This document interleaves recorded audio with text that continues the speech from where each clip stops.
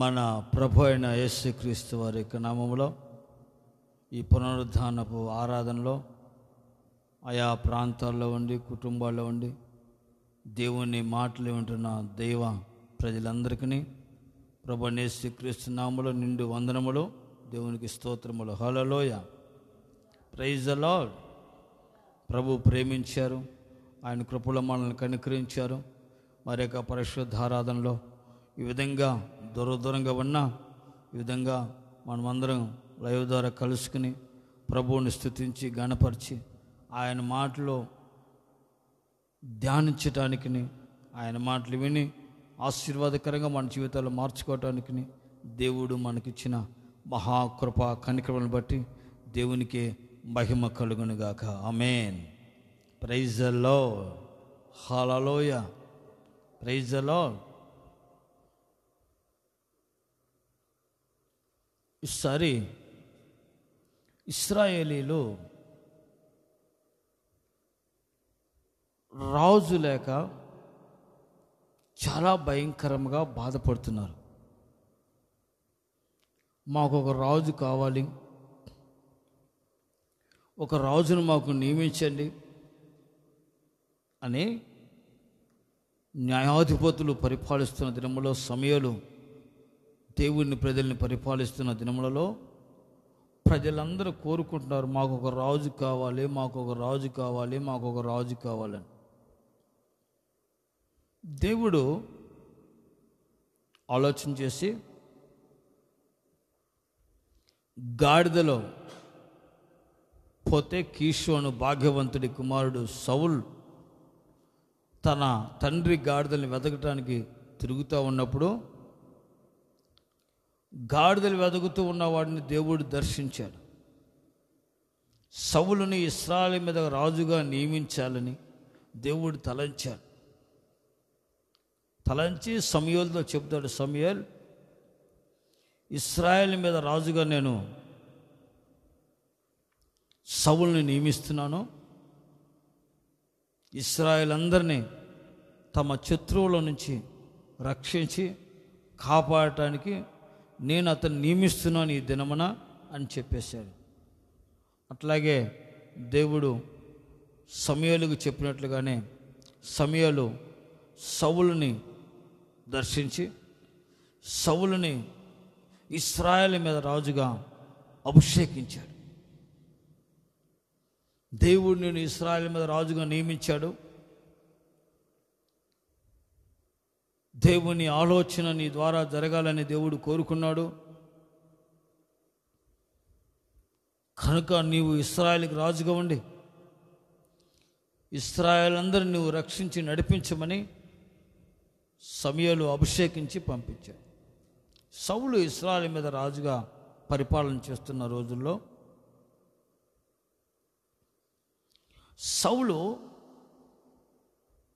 తాను ఎందుకు నియమించబడ్డాడో, రాజుగా తాను ఎందుకు నియమించబడ్డాడో ఇశ్రాయేలు మీద తాను గుర్తించి గ్రహించలేకపోయాడు.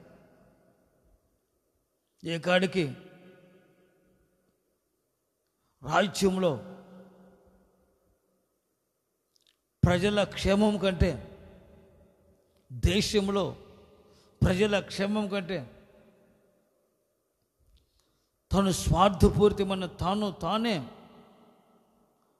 ఏదో ఆశించి సంపాదించుకుందాం, బ్రతుకుదాం, మనకేమేముంది ఇబ్బంది లేదు అన్నట్టుగా సౌలు ప్రవర్తించాడు. ఓ రోజు అమాలేకుల మీదకి యుద్ధానికి పోయి వాళ్ళందరినీ సమూలం నాశనం చేయమంటే వాళ్ళని సమూలం నాశనం చేయకుండా సౌలు గొర్రెలు, మేకలు, ఎడ్లు అన్నిటిని తెచ్చుకుంటాడు. బైబిల్లో ఉన్నమాటంటే సౌలు దోపుడు సొమ్ము మీద ఆశపడ్డాడు. దోపుడు సొమ్ము మీద ఆశపడ్డాడు. ఆ దోపుడు సొమ్ముని తాను ఆశ్రయించాడు. ఆ దోపుడు సొమ్ము మీద మనసు పడింది, దోసుకున్నాడు ఆ ప్రాంతాలని. కానీ అదంతా తనకే కావాలనుకుని దోపుడు సొమ్ము మీద ఆశపడాడంట సౌలు. దేవుడు అంటాడు, ఒకడు బలులు అర్పించడం కంటే మాట వినుట శ్రేష్టం కదా. నువ్వు చెప్పింది ఏంటి? నువ్వు దోపుడు సొమ్ము ఎగబడ్డావు. నీవు రాజువి, నీకేం కావాలి? నీకేం తక్కువ ఉంది? నీకెందుకు దోపుడు సొమ్ము? నేను నీ నియమించింది ఎందుకు? దోపుడు సొమ్ము దోసుకోవటానికా? దోపుడు సొమ్ము దాచుకోవటానికా? నేను నియమించింది ఎందుకు ఒక రాజుగా? దేశాన్ని రక్షించడానికి, నా ప్రజలను ఇశ్రాయేలీయులకి రక్షణ కలుగు చేయడానికి నేను నియమించాను అని దేవుడు అతని గురించి బాధపడ్డాడు. మరొకసారి ఫిలిష్తీయులకి ఇశ్రాయేలుకి యుద్ధం జరుగుతున్న సమయంలో 40 దినములు ఫిలిష్తీయుల్లో గొల్యాతు అనేవాడు సవాల్ చేశాడు. ఇశ్రాయేల్ సైన్యములకు పరిశుద్ధ దేవుణ్ణి తిరస్కరిస్తూ, దూషిస్తూ, అవమానిస్తూ, ఇశ్రాయేలుని తిరస్కరిస్తూ మాట్లాడుతున్నాడు. మీలో ఒక్కడు రండిరా, నేను ఒక్కడినే వస్తాను, నన్ను జయించండి, మేమందరం మీకు లోబడతామని సవాల్ చేస్తున్నాడు. ఆ గొల్యాతును చూసి అందరూ భయపడుతున్నారు. సరే, ప్రజలు భయపడితే మంచిదే, కానీ సైన్యం భయపడితే బాగానే ఉంది. ఒక రాజు నేను నియమించింది దేనికి?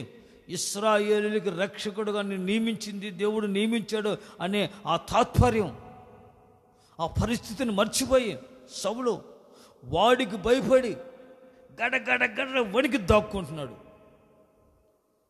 ఆ సమయంలో యెషయా కుమారులు సైన్యంలో ఉన్నారు.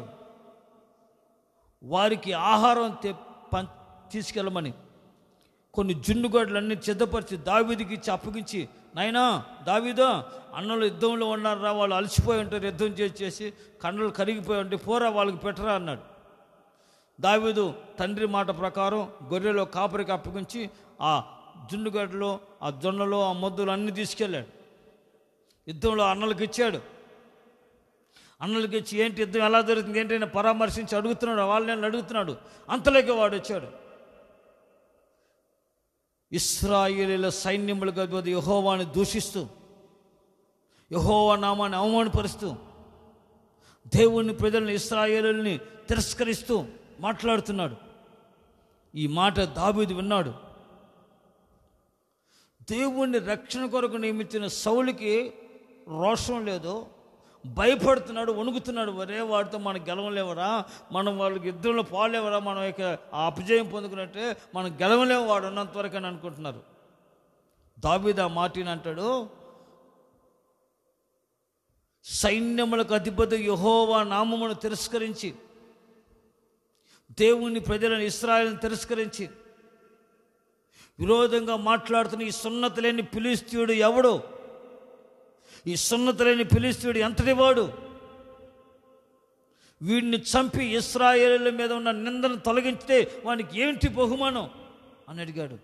రే, నువ్వు బుడ్డోడు, చిన్నోడివే, చిన్న పిల్లగాడి, వయసు చిన్నదే, ఇలాంటి మాటలు మాట్లాడుకొని కొంతమంది నోరు మూసుకో, మీకు రోషం లేకపోయింది. నా దేశం అంటే నాకు రోషం, నా ప్రజలంటే నాకు రోషం, నా దేశమైనా, నా ప్రజలైనా, నా దేవుడైనా నాకు రోషం ఎక్కువ. నా ప్రజల కొరకు నేను రక్షిస్తాను, నా ప్రజల కోసం నేను ఏమైనా చేస్తాను, నా దేశ రక్షణ కొరకు నేను ఏమైనా చేస్తాను. నా దేవుని నామం తిరస్కరించడానికి వాడెవడు? సున్నతి లేని ఆ ఫిలిష్తీయుడు ఎంతటి వాడు? నా దేవుని నామం పరిశుద్ధ నామం, నా దేవుడు పరిశుద్ధుడు, నా దేవుడు రోషం కలిగిన వాడు, సైన్యములకు అధిపతిగా యెహోవాని నామం కలిగిన నా దేవుని నామాన్ని తిరస్కరించి, నా దేవుని నామాన్ని అవమానపరిచి, నా దేవుని చేత ఏర్పరచబడిన ప్రజలను తిరస్కరించి విరోధంగా మాట్లాడుటకు ఈ సున్నతి లేని ఫిలిష్తీయుడు ఎంతటి వాడు?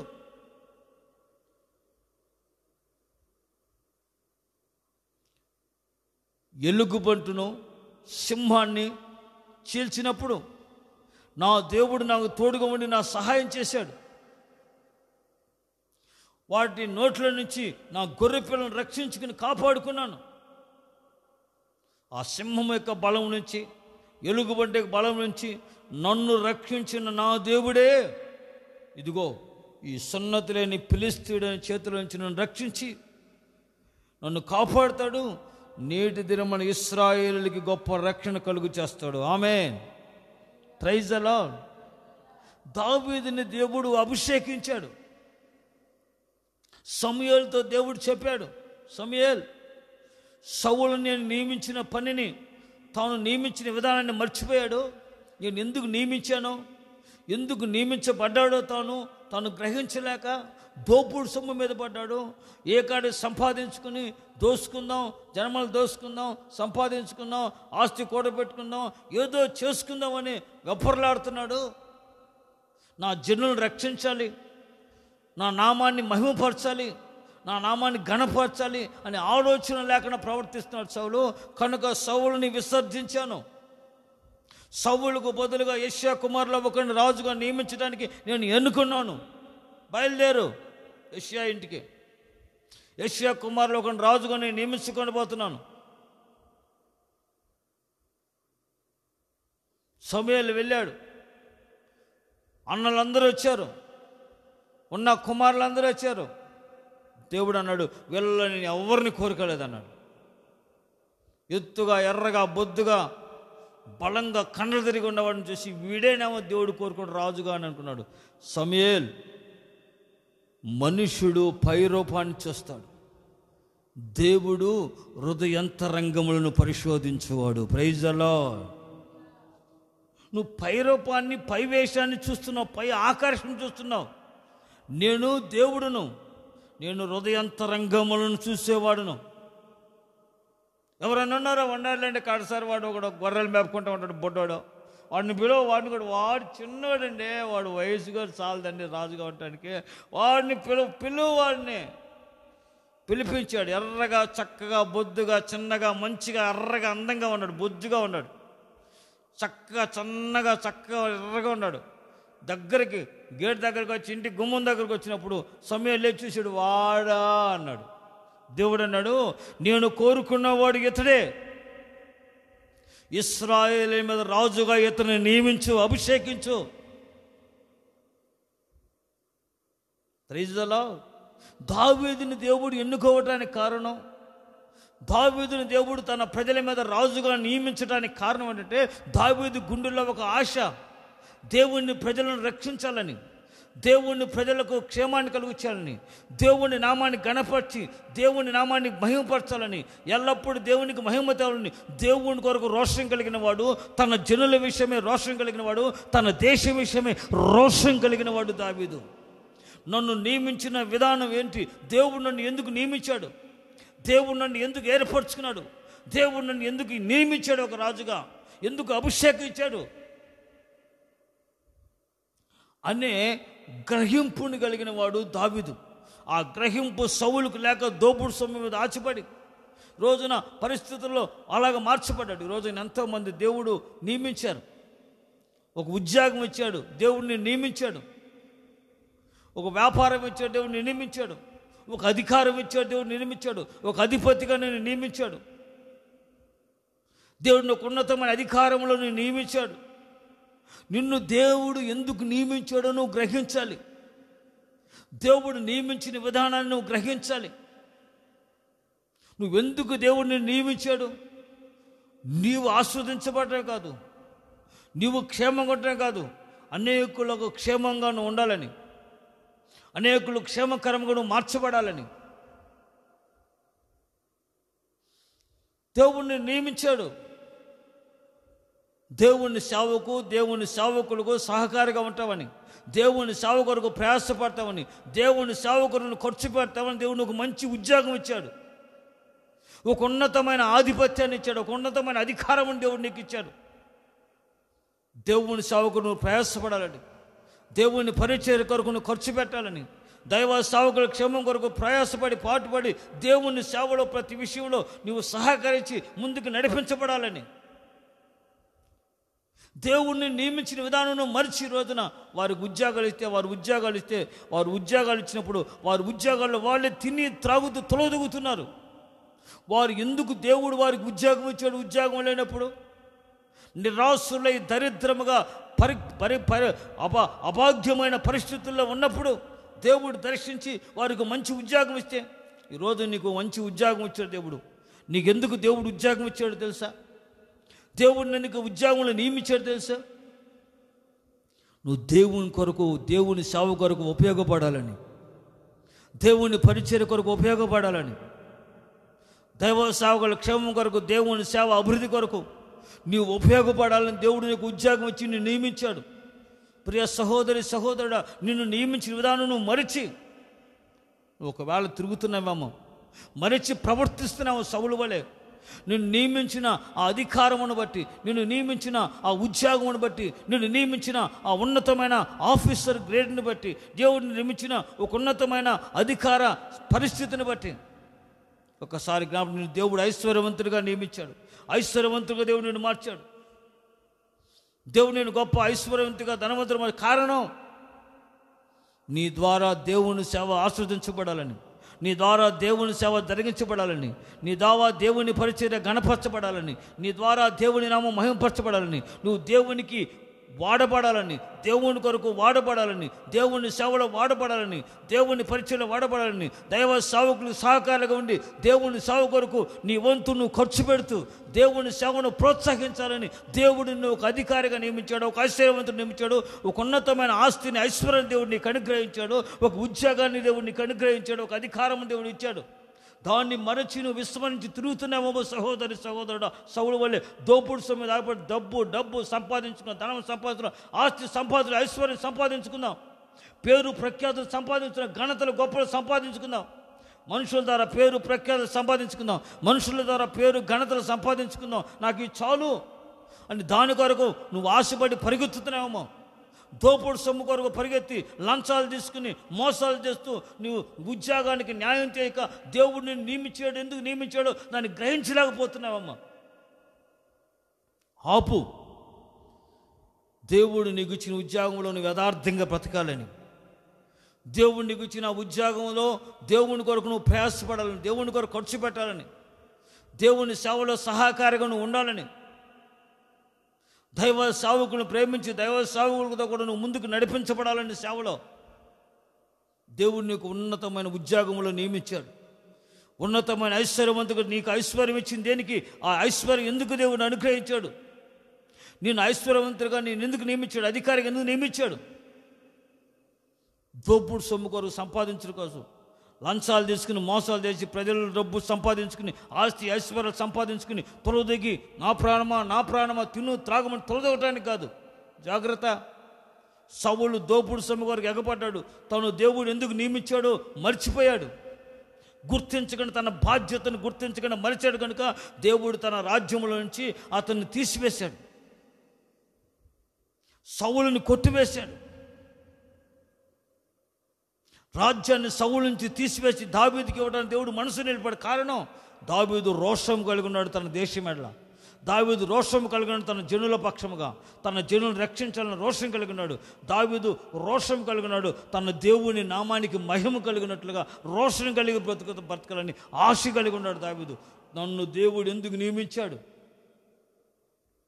తన ప్రజలను రక్షించాలని, ఆయన దేశానికి మహిమ కలగాలని, ఆయన నామానికి మహిమకరంగా నేను జీవించాలని నా దేవుడు నన్ను నియమించాడు.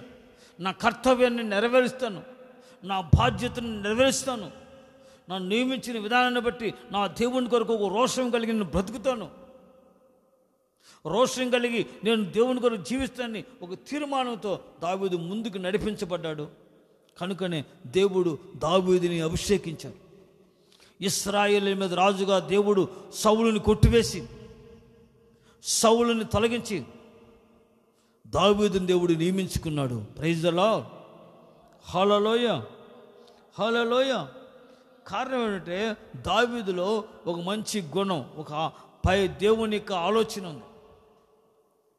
ఈరోజు నేను నియమించిన ఉద్యోగం నువ్వు ఎలాగున్నావు? లంచాలు తీసుకుని మోసాలు చేస్తున్నావా? దేవుని కొరకు ప్రయాసపడవలసిన, దేవుని కొరకు ఉపయోగపడవలసిన నువ్వెందుకు నియమించబడ్డావు? ఉద్యోగంలో ఎందుకు నియమించబడ్డావు? వ్యాపారంలో ఎందుకు నియమించబడ్డావు? నీకు ఇచ్చిన అధికారంలో దేవుడు దేశంలో ఒక ఉన్నత అధికారం ఇచ్చాడు. దేవుడు రాజ్యంలో ఒక ఉన్నత అధికారం ఇచ్చాడు. దేవుడు రాష్ట్రంలో నీకు ఒక ఉన్నత అధికారం ఇచ్చాడు. కారణం, నువ్వు దేవుని కొరకు ఏర్పరచబడాలని, నువ్వు దేవుని కొరకు పాటుపడాలని, దేవుని ప్రజల కొరకు క్షేమాన్ని కలుగు చేయాలని, దేవుని ప్రజలకు రక్షణ కలుగు చేయాలని, దేవుని నామానికి నువ్వు మహిమకరంగా బ్రతకాలని, దేవుని కొరకు, దేవుని సేవ కొరకు నీ వంతు నువ్వు ప్రయాసపడి దేవునికి మహిమకరంగా నువ్వు జీవించాలని, నువ్వు వాడబడాలని దేవుడిని నియమించుకున్నాడు, ఏర్పరచుకున్నాడు. నీకు ఇచ్చిన అధికారాన్ని బట్టి నీవు విర్రవీగుతున్నావా? గర్వముతో, అహంకారముతో మనుషుల మెప్పు కోసం ప్రయాసపడుతున్నావా? మనుషుల ఘనత కొరకు ప్రయాసపడుతున్నావా? మనుషుల లోక పేరు ప్రఖ్యాతుల కొరకు నీ జీవితంలో ముందుకు పరిగెత్తుతున్నావా? ఎవరికో ఏదో చేస్తున్నావు. నిన్ను ఒక అధికారం ఇచ్చి దీన స్థితిలో ఉన్నప్పుడు నేను దేవుడు జ్ఞాపకం చేసుకుని, ప్రియ సహోదరి సహోదరుడా, ఒక మంచి ఉద్యోగం ఇచ్చి ఆ ఉద్యోగంలో నిన్ను అభివృద్ధిపరిచి ఉన్నత స్థానంలో దేవుడిని నియమించింది ఎందుకో తెలుసా? నీ ద్వారా దేవుని సేవ జరగాలని, నీ దేవుని సేవ అభివృద్ధి చెందాలని, నువ్వు దేవుని సేవకు ఉపయోగపడాలని, దేవుని సంఘానికి ఉపయోగపడాలని, దేవుని సేవకులు సహకారిగా నువ్వు ముందుకు నడిపించబడాలని, దేవుని పరిచర్య విస్తరింపడినట్లుగా నీ వంతు నీవు ప్రయాసపడి పాటుపడి ఖర్చు పెట్టాలని దేవుడు నిన్ను అధికారంలో నియమించాడు. దేవుడు నీకు ఇచ్చిన ఉద్దేశాన్ని మర్చిపోయావు. దేవుడిని నియమించిన ఉద్దేశాన్ని మర్చిపోయి దేవుని సంఘాన్ని, దేవుని సేవను, దైవ సేవకుని, దేవుడి పరిచర్యను మరిచి, దేవుని మందిరాన్ని మరిచి వెచ్చలి విడిగా ప్రవర్తించి బ్రతుకుతున్నావేమో. ప్రియ సహోదరుడా, నువ్వు నియమించబడిన విధానం, నువ్వు నియమించబడిన ఆ సంగతిని మరొకసారి దేవుడిని జ్ఞాపకం చేస్తున్నాడు. నువ్వెందుకు నియమించబడ్డావు ఆ స్థానంలో? నువ్వెందుకు నియమించబడ్డావు ఉద్యోగంలో? నువ్వెందుకు నియమించబడ్డావా ఉన్నతమైన అధికారంలో? నువ్వెందుకు నియమించబడ్డావు ఒక ఆఫీసర్గా? నువ్వెందుకు నియమించబడ్డావు ఒక అధికారిగా? నువ్వెందుకు నియమించబడ్డావో మరొకసారి దేవుడు జ్ఞాపకం చేస్తున్నాడు. నీ కొరకు కాదు, నీవు దేవుని కొరకు ప్రయాసపడాలి. దేవుని కొరకు నీవు ఆశీర్వాదకరంగా బ్రతకాలని, దేవునికి మహిమకరంగా జీవించాలని, దైవ సేవకుల క్షేమం కొరకు నువ్వు ప్రయాసపడి సహకరించాలని, దేవుని మందిరం, పరిచర్య, సంఘ సహవాసం అభివృద్ధి కొరకు నీ వంతు నీవు సువార్త సేవలో ముందుకు నడిపించబడి సాక్షిగా బ్రతకాలని దేవుడిని నియమించిన సంగతి మరిచిపోకు. నీకున్న స్థానాన్ని దేవుడు తొలగించకముందే, ఆ స్థానంలో నుంచి దేవుడిని నెట్టివేయకముందే మరొకసారి సౌలు వలె దోపుడు సమయం మీద ఆశపడి పరిగెత్తుతున్నామో జ్ఞాపకం చేసుకో. సహోదరి సహోదరుడా, ప్రియమైన దేవుని జనమ, దేవుడు ఇశ్రాయేలీల రక్షణ కొరకు, ఇశ్రాయేలుని కాపాడాలని, ఇశ్రాయేలీల దేశాన్ని కాపాడాలని, ఇశ్రాయేలులకు రాజుగా దేవుడిని నియమించి ఎన్నుకున్న సంగతిని నీవు మరిచి మతి తప్పి ప్రవర్తించావు.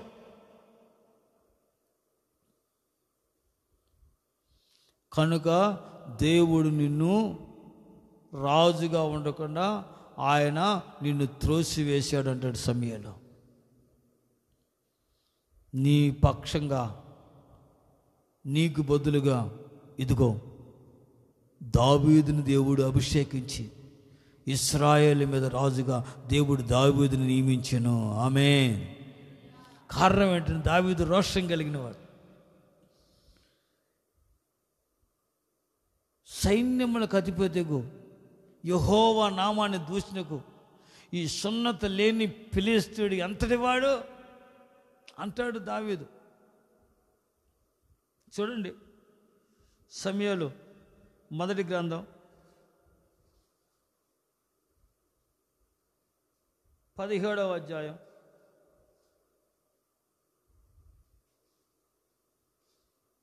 26వ వాక్యం సార్ 25వ వాక్యం నుంచి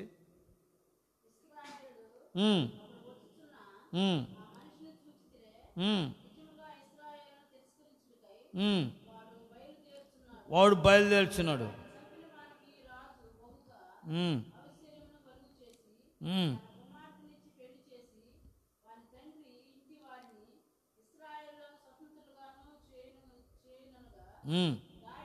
దావీదు జీవము గల దేవుని సైన్యమును తిరస్కరించుటకు ఈ సున్నతి లేని ఫిలిష్తీయుడు ఎంతటి వాడు, వానిని చంపి ఇశ్రాయేలీల నుండి ఈ నింద తొలగించి,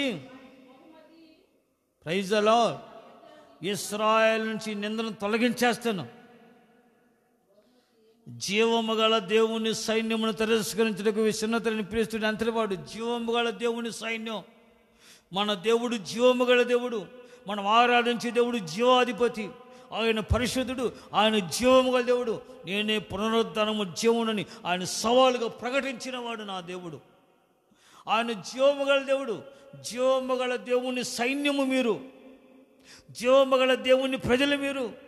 జీవము గల దేవుని దేశం మీది. జీవము గల దేవుని ప్రజలుగా మీరు జీవిస్తున్నారు.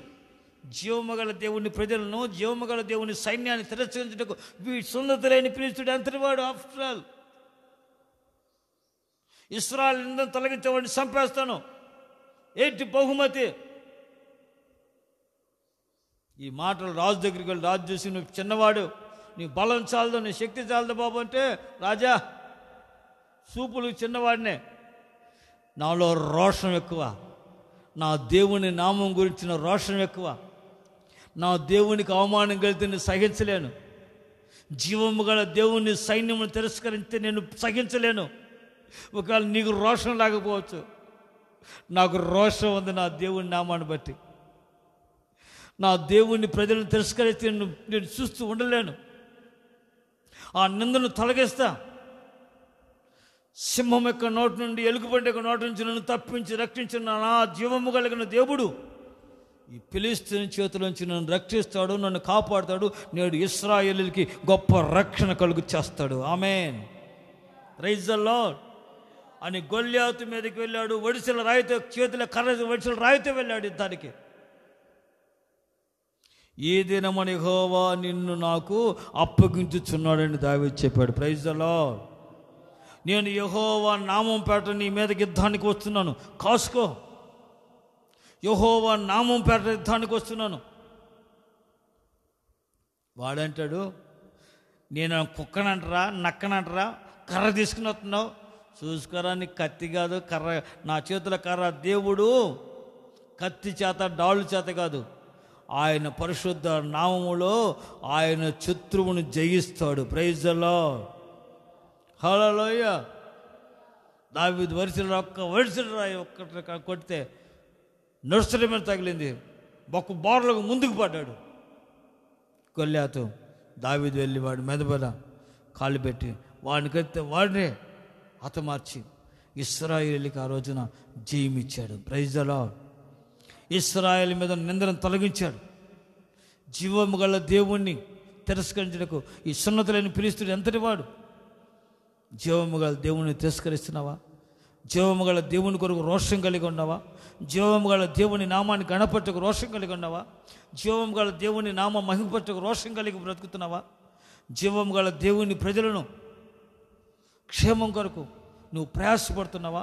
జీవము గల దేవుని ఆరాధించి జీవము గల దేవుని నామాన్ని ప్రకటిస్తున్న దైవ సేవకుల క్షేమం కొరకు నువ్వు ప్రయాసపడుతున్నావా, పాటుపడుతున్నావా? సహోదరుడా, సహోదరి, దేవుడిని ఎందుకు నియమించాడు ఉన్న స్థానంలో? దేవుడిని ఎందుకు నియమించాడు రాజ్యములో? దేవుడిని ఎందుకు నియమించాడు అధికారిగా? దేవుడిని ఎందుకు నియమించాడు ఆ ఉద్యోగములో? ఒక్కసారి జ్ఞాపకం చేసుకో. మరొక్కసారి దేవుడి దినమని నిన్ను హెచ్చరిస్తున్నాడు. దేవుడి దినమని నువ్వు ఎందుకు నియమించబడ్డావో గ్రహించమని దేవుని వాక్యం నీతో మాట్లాడుతుంది. ఎందుకు నియమించబడ్డాడో తాను మరిచాడు కనుక సౌలు రాజ్యాన్ని పోగొట్టుకున్నాడు. దేవుని కృపకు దూరం అయిపోయాడు. తాను నియమించబడిన విధానం, తాను ఎందుకు నియమించబడ్డాడో గ్రహించగలిగాడు కనుక దావీదు తన నియమించబడిన ఆ యొక్క నియమమును జ్ఞాపకం చేసుకుని ఇశ్రాయేలును రక్షించడానికి, దేవుని నామాన్ని మహిమపరచడానికి, దేవుని ప్రజలకు రక్షణ ప్రసాదించడానికి దేవుడు నన్ను నియమించుకున్నాడని చెప్పేసి దావీదు ఎరిగి ఆ రాజ్యాన్ని కాపాడాడు, దేశాన్ని కాపాడాడు, దేవుని ప్రజలకు రక్షణ కలుగు చేశాడు, దేవునికి మహిమ కలుగు చేశాడు. Praise the lord. Praise the lord. Shadrach Meshach Abednego అని వారు ఉన్నారు. వారు బబులోను దేశంలో ఉన్నారు. ఆ దేశంలో వారు నివసిస్తున్నారు బానిసలుగా.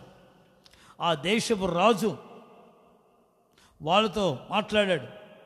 ఈ దేశంలో నేను ఒక ప్రతిభను చేస్తున్నాను, అందరూ వచ్చి దానికి మొక్కాలి, నమస్కరించాలి అని చెప్పాడు. అందరూ వచ్చి ఆ దేశంలో అందరూ మొక్కారు. కానీ ఆ దేశంలో వారు మాత్రమే ఇశ్రాయేల్ జీవము గల దేవుని నామాన్ని మహిమపరచడానికి, జీవము గల దేవుని నామాన్ని సేవిస్తున్న వారు, రాజా మేము ఈ ప్రతిమకు నమస్కరించం, మొక్కం, మేము పూజించం, మేము ఆరాధించే దేవుడు జీవము గల దేవుడు, మేము ఆరాధిస్తున్న సర్వశక్తిమంతుడు, మేము సేవించిన దేవుడు మమ్మల్ని రక్షించకు సమర్థుడు, ఆయన నీ చేతిలో పడకుండా మమ్మల్ని తప్పించి రక్షించి కాపాడుతాడు. ఒకవేళ రక్షించకపోయినా పర్వాలేదు, కానీ నువ్వు చెప్పిన మాటకు మేము తలవగ్గం, మేము జీవము గల దేవుణ్ణి సేవించేవారం, ఆ దేవుని నామాన్ని బట్టి రోషం కలిగి బ్రతుకుతున్న దేవుని కొరకు మేము అని చెప్పారు. రాజు అత్యాగ్రహం చెంది అగ్నిని 7 అంతలు చేసి అగ్నిగుండమును వాళ్ళని ఇసిరి అగ్నిగుండంలో పడవేశాడు. పడవేసిన కొద్ది నిమిషాలు తేరి చూశాడు. వాళ్ళు ఆ అగ్నిగుండంలో ఆహ్లాదకరంగా సంతోషకరంగా ఆ అగ్నిగుండంలో వారు తిరుగుతూ ఉన్నారు. వారితో పాటు దేవుడు దిగివచ్చి వారితో తిరుగుతున్నాడు. అగ్నిగుండంలో ఆనందంగా తిరుగుతున్నారు. రాజు చూశాడు, మనం వేసిన ముగ్గురిని 4వ మనిషి దేవతల రూపం కలిగి ఉన్నాడు, వాళ్ళు బ్రతికారు, వాళ్ళు సజీవులుగా ఉన్నారు, వాళ్ళని పిలవండి. వాళ్ళు ముగ్గురిని పిలిచారు. వాళ్ళు వచ్చారు. 4వ వాడు, రాజా మేము సేవించిన దేవుడు ఎవరో తెలుసా? రోషము కలిగిన దేవుడు. Praise the lord. ఆయన రోషం కలిగిన దేవుడు. ఆయన కొరకు రోషంగా బ్రతికితే ఆయన రోషం కలిగిన దేవుడు దిగివచ్చి రోషం కలిగిన ఆయన ప్రజలను కాపాడి రక్షించకు ఆయన సమర్థుడైన సంగతి ఇప్పుడు నిరూపించాడు మీ మధ్యలో. ఆయన వెళ్ళాడు. వాళ్ళ వస్త్రాలు వాసన చూశారు, వాళ్ళ ఎంట్రికలు వాసన చూశారు, వాళ్ళ కట్లు మాత్రం తెగబడ్డాయి, కానీ వారి శరీరం వాసన చూశారు. ఏమి అగ్ని వాసన వారికి తగలలేదు. రాజు అంటాడు, షడ్రక్ మేషక్ అబేద్నెగో అన్న దేవుడే సజీవుడైన దేవుడు. Praise the lord. కాపాడుటకు సమర్థుడైన దేవుడు కనుక ఆ దేవుణ్ణి ఈ దేశంలో ఉన్న బబులోను దేశం అంతా షడ్రక్ మేషక్ అబేద్నెగోను ఆశ్రయించు, సేవించు దేవుణ్ణి సేవించాలి. ఆ దేవుణ్ణి ఎవడైనా తృణీకరించి వాడిని ఇల్లు పెంట గొప్పగా మార్చబడుతుంది. ఇది రాజాజ్ఞ అని చెప్పేసి రాజు షడ్రక్ మేషక్ అబేద్నెగోలని తన రాజ్యంలో పరిచారకులుగా దేవుడు రాజు నియమించాడంట. Praise the lord. హల్లెలూయా. వారు ఎందుకు నియమించబడ్డారు, ఎందుకు ఆ దేశానికి దేవుని చేత పంపబడ్డారో వాళ్ళు గుర్తించారు, గ్రహించారు. దేవుని నామం కొరకు రోషంగా బ్రతకాలి, దేవుని నామం కొరకు రోషంగా జీవించాలి, దేవుని నామం కొరకు రోషమైన ఒక బ్రతుకును బ్రతకాలి, ఒక భక్తి జీవితంలో బ్రతకాలని ఆశించారు. దేవుని కొరకు నువ్వు బ్రతుకుతున్నావు, దేవుని కొరకు దేవుడు నియమించాడు, దేవుడు నిన్ను ఏర్పరచుకున్నాడు, దేవుడు నిన్ను రక్షించాడు. దేవుడు నువ్వెందుకు రక్షించబడ్డావు, ఎందుకు దేవుని చేత నియమించబడ్డావు, ఎందుకు ఈ రక్షణ భాగ్యాన్ని నువ్వు పొందుకున్నావు, దేవుడు ఎందుకు ఈ రక్షణ నీకు అనుగ్రహించి నీకు దేవుడు నియమించాడు నిన్ను దేవుని బిడ్డగా. ఒకసారి గుర్తించి దేవుని కొరకు రోషం కలిగి నువ్వు బ్రతకాలని, దేవుని కొరకు పరిస్థితులను బట్టి నువ్వు రోషం కలిగి దేవుని కొరకు మహిమకరంగా ఒక రోషం కలిగిన జీవితాన్ని, భక్తి జీవితాన్ని నువ్వు చేయాలని, ఆయన రోషం కలిగిన సమర్థుడైన దేవుడే ఉన్నాడని నువ్వు ఎరిగి ఆయన కొరకు ఒక సంపూర్ణ భక్తిలో ముందుకు కొనసాగాలని దేవుడు నిన్ను నియమించాడు. ఆమేన్. Praise the lord. హల్లెలూయా. అబ్రహాముడి గురించి మనం తెలుసుకున్నట్లయితే ఆదికాండం 17వ అధ్యాయం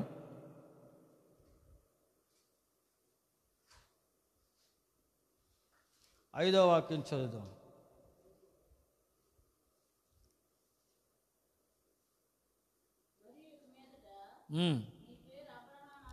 నీ పేరు అబ్రాహాము అనబడదు. నిన్ను అనేక జనములకు తండ్రిగా నేను నిన్ను నియమించి తిని కనుక నీ పేరిక అబ్రహాం అని పిలవబడును.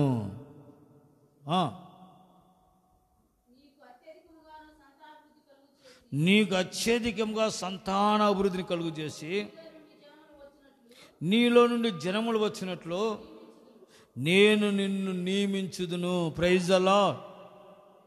దేవుడు అన్నాడు అబ్రహాం, నేను అనేక జనములకు తండ్రిగా నియమిస్తున్నాను.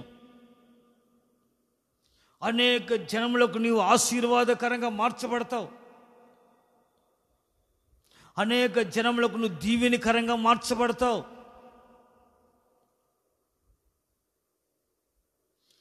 సర్వ మానవాళి నీ ద్వారా, నీ సంతతి ద్వారా ఆశీర్వదించబడుతుంది భూమి మీద. దేవుడు అబ్రహాము పిలుపుని ఏర్పాటును గుర్తించాడు. అబ్రహాము దేవుని చేత ఎందుకు పిలువబడ్డాడో, ఎందుకు ఏర్పరచబడ్డాడో, ఎందుకు ఎన్నుకొనబడ్డాడో అబ్రహాము గ్రహించాడు. అబ్రహాము ఆస్వాదించబడటానికి, అబ్రహాము ఒక్కడే దీవించబడటానికి దేవుడు నియమించింది. అబ్రహాము ద్వారా సకల జాతుల ప్రజలు ఆస్వాదించబడాలని దేవుడు అబ్రహామును నియమించుకున్నాడు. ఈరోజు నిన్ను నియమించుకుని దేనికి దేవుడు నిన్ను ఒక అధికారిగా దేవుడు ఎందుకు నియమించాడు? ఒక కాపరికి దేవుడు ఎందుకు నియమించాడు? ఒక ఉద్యోగంలో ఎందుకు నియమించాడు? దేవుడు నీకు ఉద్యోగాన్ని దేవుడు నువ్వు ఆస్వాదించబడటం కాదు, నీ ద్వారా అనేకులు ఆస్వాదించబడాలని, నీ ద్వారా అనేకులు క్షేమాన్ని, సమాధానం, నెమ్మదిని పొందుకోవాలని, అనేకులను సహకారిగా మార్చబడాలని, అనేకులు నీ ద్వారా పోషించబడాలని, అనేకులు నీ ద్వారా ఆస్వాదించబడి నువ్వు ఆస్వాదించబడాలి. అనేకులకు ఆశీర్వాదకరంగా నువ్వు మార్చబడాలి. నువ్వు ఆస్వాదించబడాలి. అనేకులకు ఆశీర్వాదకరంగా నువ్వు నిలవాలి.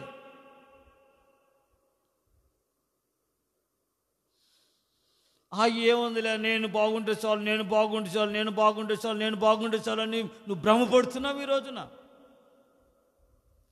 నీకు ఆ ఉద్యోగం వచ్చింది, నీకు అధికారం వచ్చింది, నీ యొక్క ఉన్నత ఆఫీసర్ గ్రేడ్ ఇచ్చింది, నీకు ఉన్నతమైన ర్యాంక్ కలెక్టర్గా నేను అభిషేకించింది, నియమించింది దేవుడు. ఎందుకు?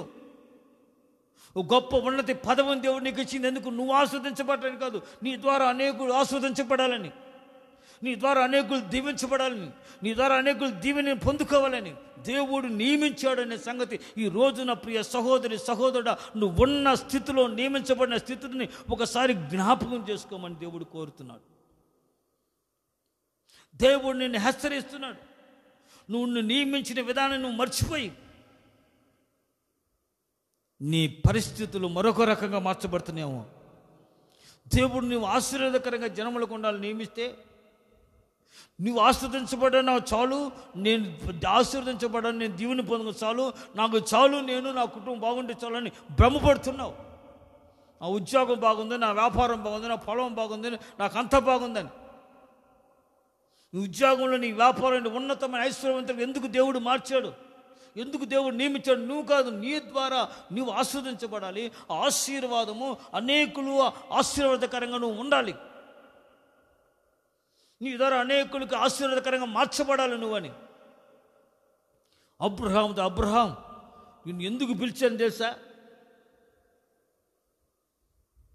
నిన్ను విగ్రహారాధన కుటుంబంలో నుంచి, భయంకరమ శాప పాపం అంధకార బంధకాల్లో బ్రతుకుతున్న నిన్ను ఎందుకు నేను పిలిచాను తెలుసా? నిన్ను ఆస్వాదించి నీ ద్వారా అనేక జనములు ఆస్వాదించబడాలని నేను నిన్ను నియమించుకున్నాను, ఏర్పరచుకున్నాను, నిన్ను పిలిచాను అంటున్నాడు దేవుడు. Praise the lord. నీ పేరు అబ్రహాం కాదు, అబ్రహాం. అనేకులకు నువ్వు తండ్రిగా, జనకుడుగా ఉంటావు. భూలోకంలో సమస్త జాతుల ప్రజలు నీ సంతానం ద్వారా ఆశీర్వదించబడతారు. ఆశీర్వాదం సకల జాతుల ప్రజలు అనుభవిస్తారు. నువ్వు పొందిన ఆశీర్వాదము అనేకులు అనుభవించినట్లుగా, నువ్వు అనేకులకు ఆశీర్వాదం ఉన్నట్లుగా నేను నియమించుకున్నాను. ఈ దినమున దేవుడు నిన్ను ఎందుకు నియమించాడో, ఏదైనా దేవుడు నిన్ను ఎందుకు ఆ స్థితిలో ఉంచాడు, ఒక ఉన్నతమైన స్థితిలో ఉంచాడు, ఒకరిని అడుక్కోకుండా, ఒకరిని ఆశించకుండా నీకు సర్వ సమృద్ధిగా దేవుడు నిన్ను ఉంచాడు. ఎందుకు ఈ స్థితిలో ఉంచాడు? నువ్వు అనేకులు సహకారంగా ఉండాలి, అనేకులకు ఆశీర్వాదకరంగా మార్చబడాలని, అనేకులకు దీవెనకరంగా మార్చబడాలని, అనేకులకు సహకరించి అనేకులు పోషించేవాడుగా మార్చబడాలని దేవుడిని నియమించాడు అనే సంగతి నువ్వు గుర్తించుకొని నీ స్థితిని నూతనపరుచుకొని దేవుని కొరకు నువ్వు ప్రయాసపడకు, దేవుని కొరకు జీవించకు, దేవుని కొరకు కష్టపడకు, దేవుని పరిచయ కొరకు ప్రయాసపడకు, దేవుని సేవలో సహకరించకు, ముందుకు నడిపించబడాలని నీ మనసును తీర్మానం చేసుకుని నువ్వు ముందుకు నడిపించబడితే దేవుని ద్వారా నువ్వు ఆశీర్వాదకరంగా మార్చబడతావు. Praise the lord. హల్లెలూయా, హల్లెలూయా, ప్రైజ్ ద లార్డ్. అబ్రహాము తను నియమించబడిన విధానాన్ని జ్ఞాపకం చేసిన కనుక దేవుడు అబ్రహాముని ఆస్వాదించాడు, అనేకులకు ఆశీర్వాదకరంగా మార్చాడు. నియమించబడిన విధానం మర్చిపోయి స్వార్థం స్వలాభం కొరకు బ్రతుకుతూ, దోపుడు సొమ్ము కొరకు బ్రతుకుతూ, దోపుడు సొమ్మును సంపాదించుకోవచ్చు, ధన వ్యామోహంలో పడి ఆస్తి ఐశ్వర్యాలు సంపాదించుకుని కూడబెట్టుకుని ఇది నాకు ఇదే చాలు, ఇక నేను బాగున్నాను, నన్ను అందుకే దేవుడు నియమించుకున్నాడు, నేను నా కుటుంబం బాగా సంపాదించుకోవాలి, బాగా వెనకేసుకోవాలని కాదు. దేవుడిని నా స్థితిలో పెట్టినది నువ్వు అనేకుడికి ఆశీర్వాదకరంగా మార్చబడటానికి, అనేకుడికి సహాయం చేసేవాడిగా మార్చబడటానికి, దేవుని కొరకు దేవుని సేవ కొరకు ఖర్చు పెట్టేవాడిగా మార్చబడటానికి, దేవుని సేవా పరిచర్యలో అనేక విధాలుగా సహకారిగా నువ్వు ఉండి నిలబడటానికి దేవుడిని నియమించింది. ఆ స్థానంలో దేవుడు నీకు ఇచ్చిన ఆ స్థానం ఇప్పుడు నా స్థానం, దేవుడు నీకు ఇచ్చిన ఆ స్థితి, ఇప్పుడు నీకు ఇచ్చిన ఉన్నతమైన స్థితి. ఎందుకో తెలుసా?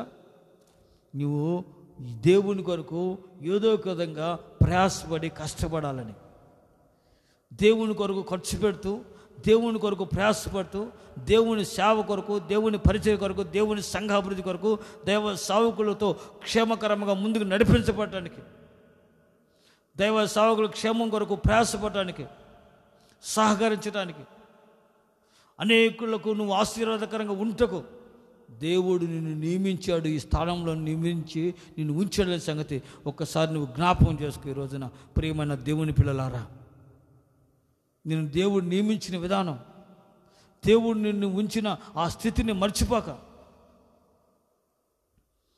దేవుని కొరకు నువ్వు సాక్షిగా వెలిగించబడాలి, దేవుని కొరకు నువ్వు సాక్షిగా బ్రతకాలి, దేవుని కొరకు రోషం కలిగి బ్రతకాలి. దావీదు వలె దేవుని దేశం కొరకు, రాజ్యం కొరకు, దేవుని ప్రజల కొరకు రోషం కలిగి బ్రతకాలి. తన దేశం నిమిత్తమే, తన రాజ్యం నిమిత్తమే, తన ప్రజల నిమిత్తమే, తన దేవుని నిమిత్తమే రోషం కలిగిన వాడు దావీదు. ఆ రోషం నీలో ఉండాలి. ఒక రోషం కలిగిన భక్తి షడ్రక్ మేషక్ అభిషేకం చేసి దేవునికి మహిమకరంగా, జనములకు ఆశ్చర్యకరంగా మార్చబడారు. ఆ దేశానికి ఆశీర్వాదకరంగా వారు నిలిచారు. ఆ రాజ్యంలో, ఆ బబులోను రాజ్యంలో ఆశ్చర్యకరంగా నిలిచారు. వారి ద్వారా బబులోను దేశం అంతా ఇశ్రాయేలు దేవుడైన యెహోవాని తప్ప వేరొకరిని సేవించకూడదు, ఆరాధించకూడదు, పూజించకూడదు రాజు ఆజ్ఞ జారీ చేయబడింది. Praise the lord. వాళ్ళు ఆస్వాదించబడడం కదా ఆ దేశంలో.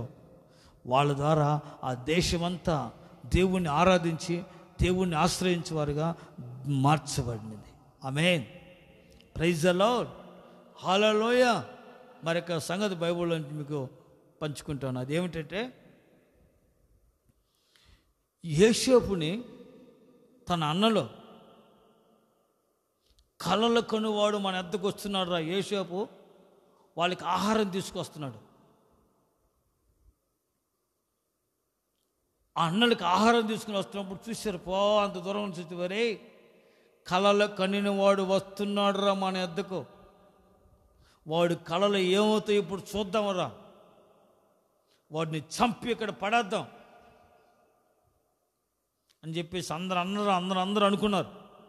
యోసేపు దగ్గర రంగానే, అన్నా బాగుండారా, ఏం చేస్తున్నారు, ఎక్కడ ఎలా చేస్తున్నారు, ఏంటన్నా, నాన్నగారు అన్నీ పంపించాడని చెప్పేసి అన్నీ ఇస్తే అవన్నీ తీసుకుని వాడిని పట్టుకుని ఆ సొక్కాయలు ఇప్పేసి బట్టలన్నీ ఇప్పేసేసి ఒక నీళ్ళు లేని బావిలో పడేశారు.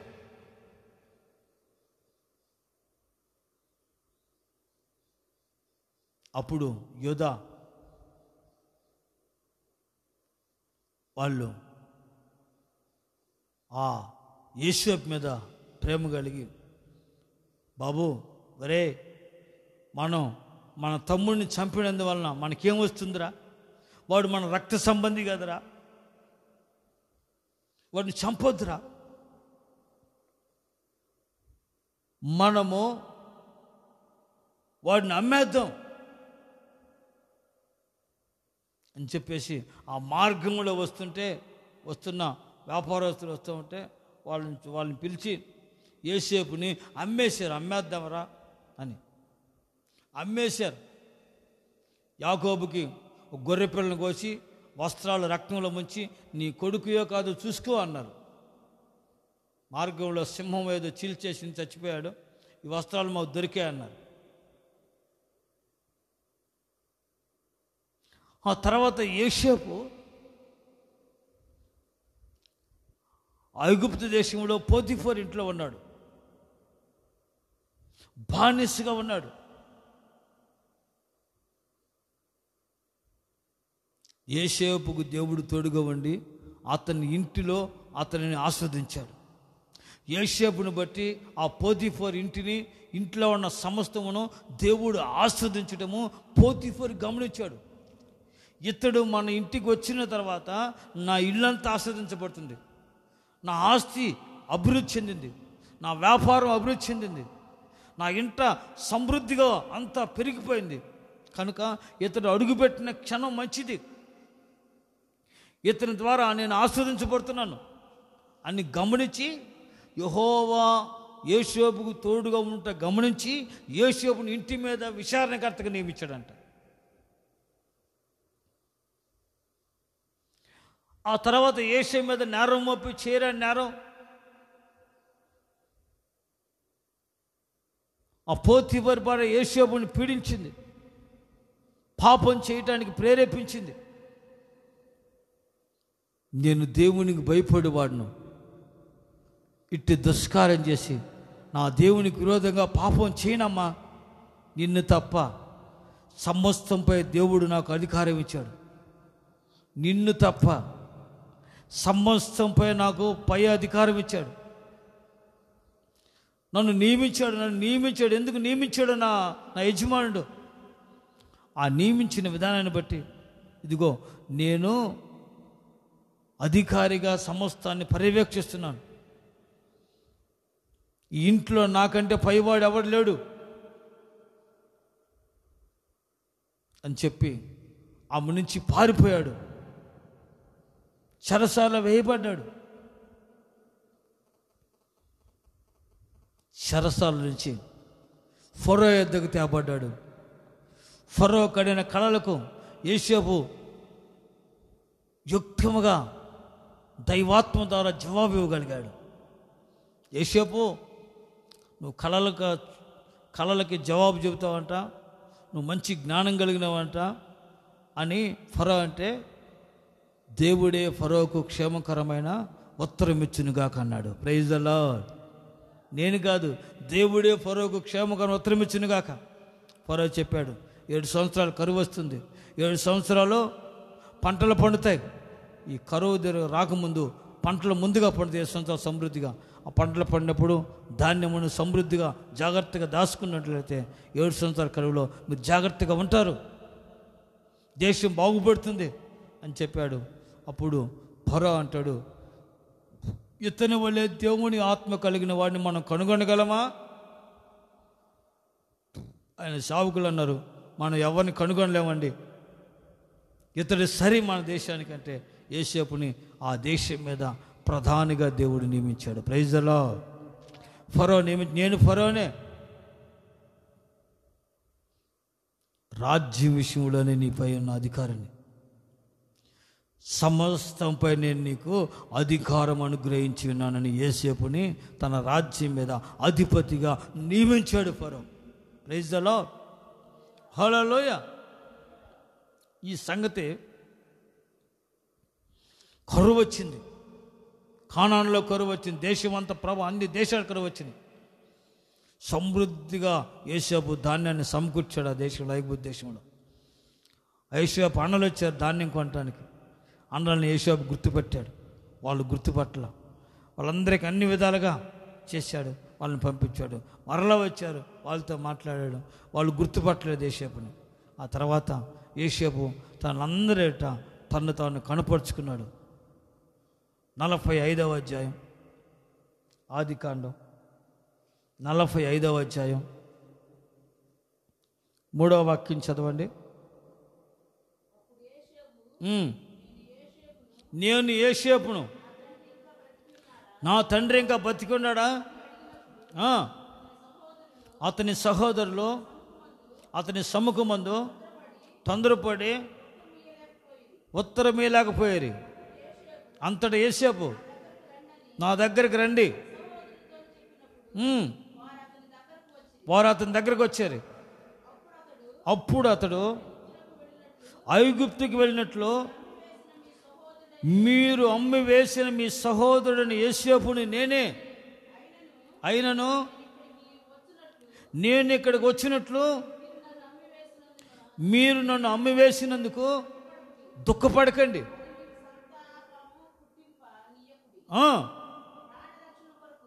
మీ ప్రాణ రక్షణ కొరకు దేవుడే మీకు ముందుగా నన్ను పంపించెను.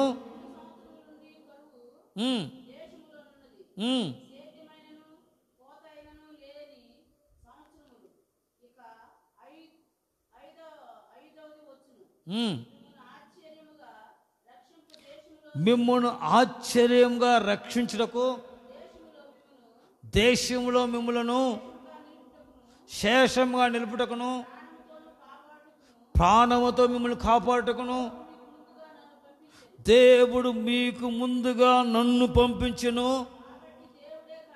కాబట్టి దేవుడే కానీ మీరు నన్ను ఎక్కడికి పంపలేదు.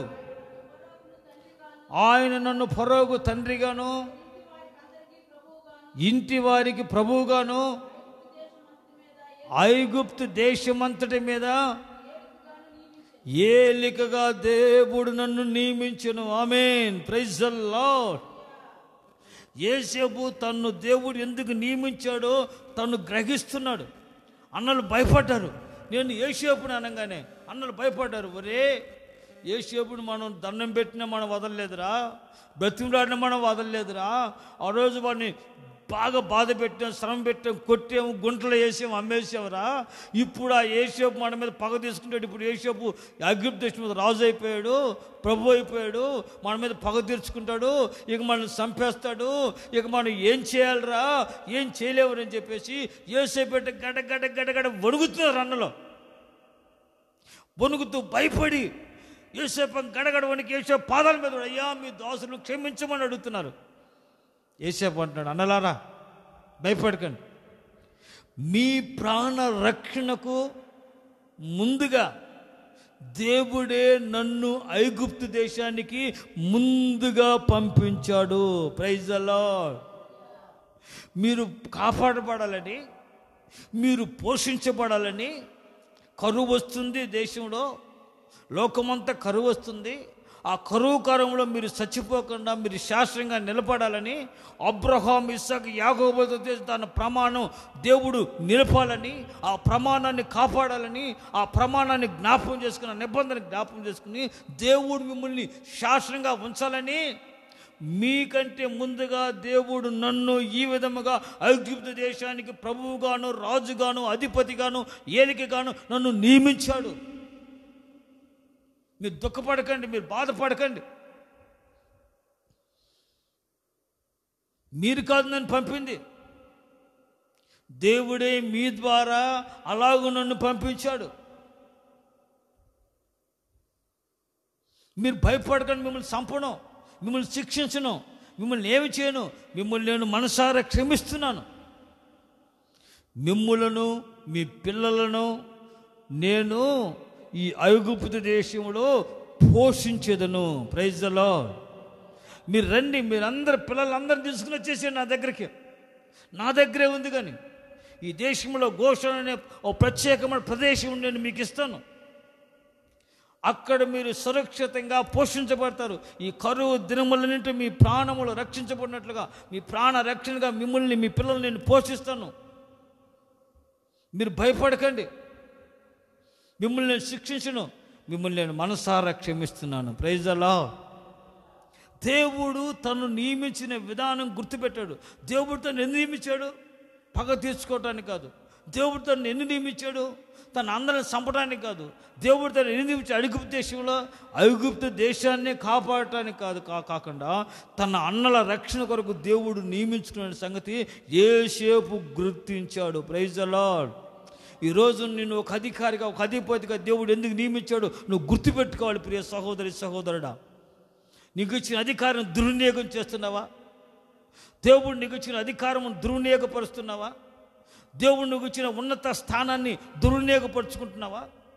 దేవుడు ఆ ఉన్నత స్థానంలో, ఉన్నత అధికారంలో నేను రాజ్యానికి, దేశానికి అధిపతిగా, అధికారికి ఎందుకు దేవుడు నియమించాడు ఒకసారి జ్ఞాపకం చేసుకుని, నీ స్థితిని జ్ఞాపకం చేసుకుని, నువ్వు దేవుని కొరకు, దేవుని ప్రజల కొరకు, దేవుని సంఘం కొరకు, దేవుని సేవ కొరకు, దైవ సేవకుల క్షమ కొరకు నువ్వు ప్రయాసపడాలని, నువ్వు ఆశ్రదకరంగా వారికి మార్చబడాలని, నువ్వు వారిని పోషించి తృప్తిపరచాలని దేవుడిని నియమించాడు.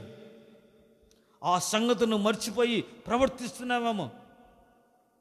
నేను దేవుడు నియమించిన ఆ విధానమును మర్చిపోయి, దేవుడిని నియమించిన ఉన్నతమైన ఆ పరిస్థితిని మర్చిపోయి నువ్వు ప్రవర్తిస్తూ నడుచుకుంటున్నావేమో. నీవు దేవుని కొరకు, దేవుని ప్రజల క్షేమం కొరకు దేవుడు నిన్ను నియమించాడు. Praise the lord. యేషయా అంటున్నాడు, అన్నలారా, నన్ను దేవుడు ఎందుకు నియమించాడు తెలుసా? మీ ప్రాణ రక్షణకు ముందుగా నన్ను దేవుడు పంపించాడు. మీరు ప్రాణంతో కాపాడబడాలని, మీరు మీ పిల్లలు పోషించబడి ఆస్వాదించబడాలని దేవుడు నన్ను తీసుకొచ్చి ఐగుప్తులో ప్రభువుగా నియమించాడు. భయపడకండి, హ్యాపీగా ఉండండి. మీరంతా నా దగ్గరికి వచ్చేసేయండి. మిమ్మల్ని, మీ పిల్లలను నేను పోషించేదను. Praise the lord. హల్లెలూయా.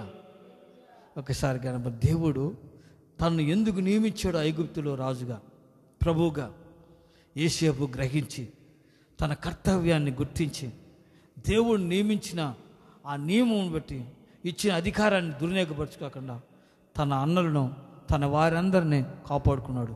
ఈ రోజున నీవు రక్షించబడ్డావు. దేవుడు నిన్ను రక్షణ ఇచ్చాడు. దేవుని బిడ్డగా నిన్ను నియమించుకున్నాడు. దేవుడు నిన్ను ఒక పరిపూర్ణమైన రక్షణ మార్గంలో నిన్ను, నీ కుటుంబాన్ని నియమించి రక్షించాడు. మరి నీ వాళ్ళందరినీ నువ్వు పోషిస్తున్నావా? నీ బంధువులు, నీ స్నేహితులు, రక్త సంబంధుల కొరకు నువ్వు ప్రయాసపడుతున్నావా? వాళ్ళందరూ రక్షించబడాలని, వాళ్ళందరూ ఆశ్చర్యకరంగా ఉండాలని, వాళ్ళందరూ దీవెనకరంగా మార్చబడాలని, వాళ్ళందరూ దేవుని కొరకు నువ్వు సంపాదించుకుని వాళ్ళందరినీ నువ్వు దేవుని కొరకు పోషిస్తున్నావా? వారికి సహకారిగా ఉన్నావా? ఆపదలో, అక్కరలో తీర్చబడుతున్నావా? లేకపోతే నీ బంధువులు, నీ స్నేహితులు, నీ రక్త సంబంధాలు, నీ వాళ్ళ మీద పగ తీర్చుకుంటున్నావా? కక్ష తీర్చుకుంటున్నావా? ఒకప్పుడు నన్ను ఇలా చూశారు, ఒకప్పుడు నన్ను ఇలాగ చేశారు, ఒకప్పుడు నన్ను ఇలాగా బాధ పెట్టారని. యేషయా దేవుని మనసు కలిగి నీ సహోదరుని, నీ రక్త సంబంధాలు, నీ వాళ్ళని ప్రేమించి క్షమించి వారికి నువ్వు ఈ పరిస్థితుల్లో అండగా, ఆదరణగా నువ్వు నిలవాలని, నువ్వు వాళ్ళని పోషించే ఒక అధిపతిగా, అధికారిగా, సహోదరుడిగా నువ్వు ఉండాలని దేవుడు నియమించిన సంగతి మర్చిపోకుండా యేసేపుని బట్టి జ్ఞాపకం చేసుకో. ప్రభు దేవుడు నీ కృపచేత నిన్ను కాపాడి నిన్ను నడిపిస్తాడు. Praise the lord. హల్లెలూయా.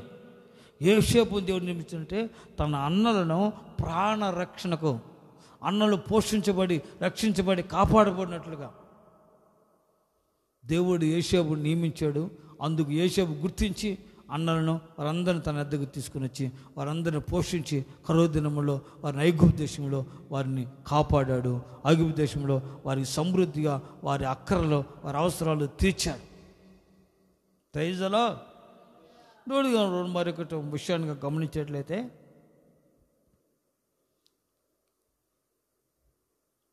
అహష్వేరోషు రాజు పరిపాలిస్తున్న దినములలో షూషాను పట్టణంలో 127 సంస్థానాలు ఉన్నాయి.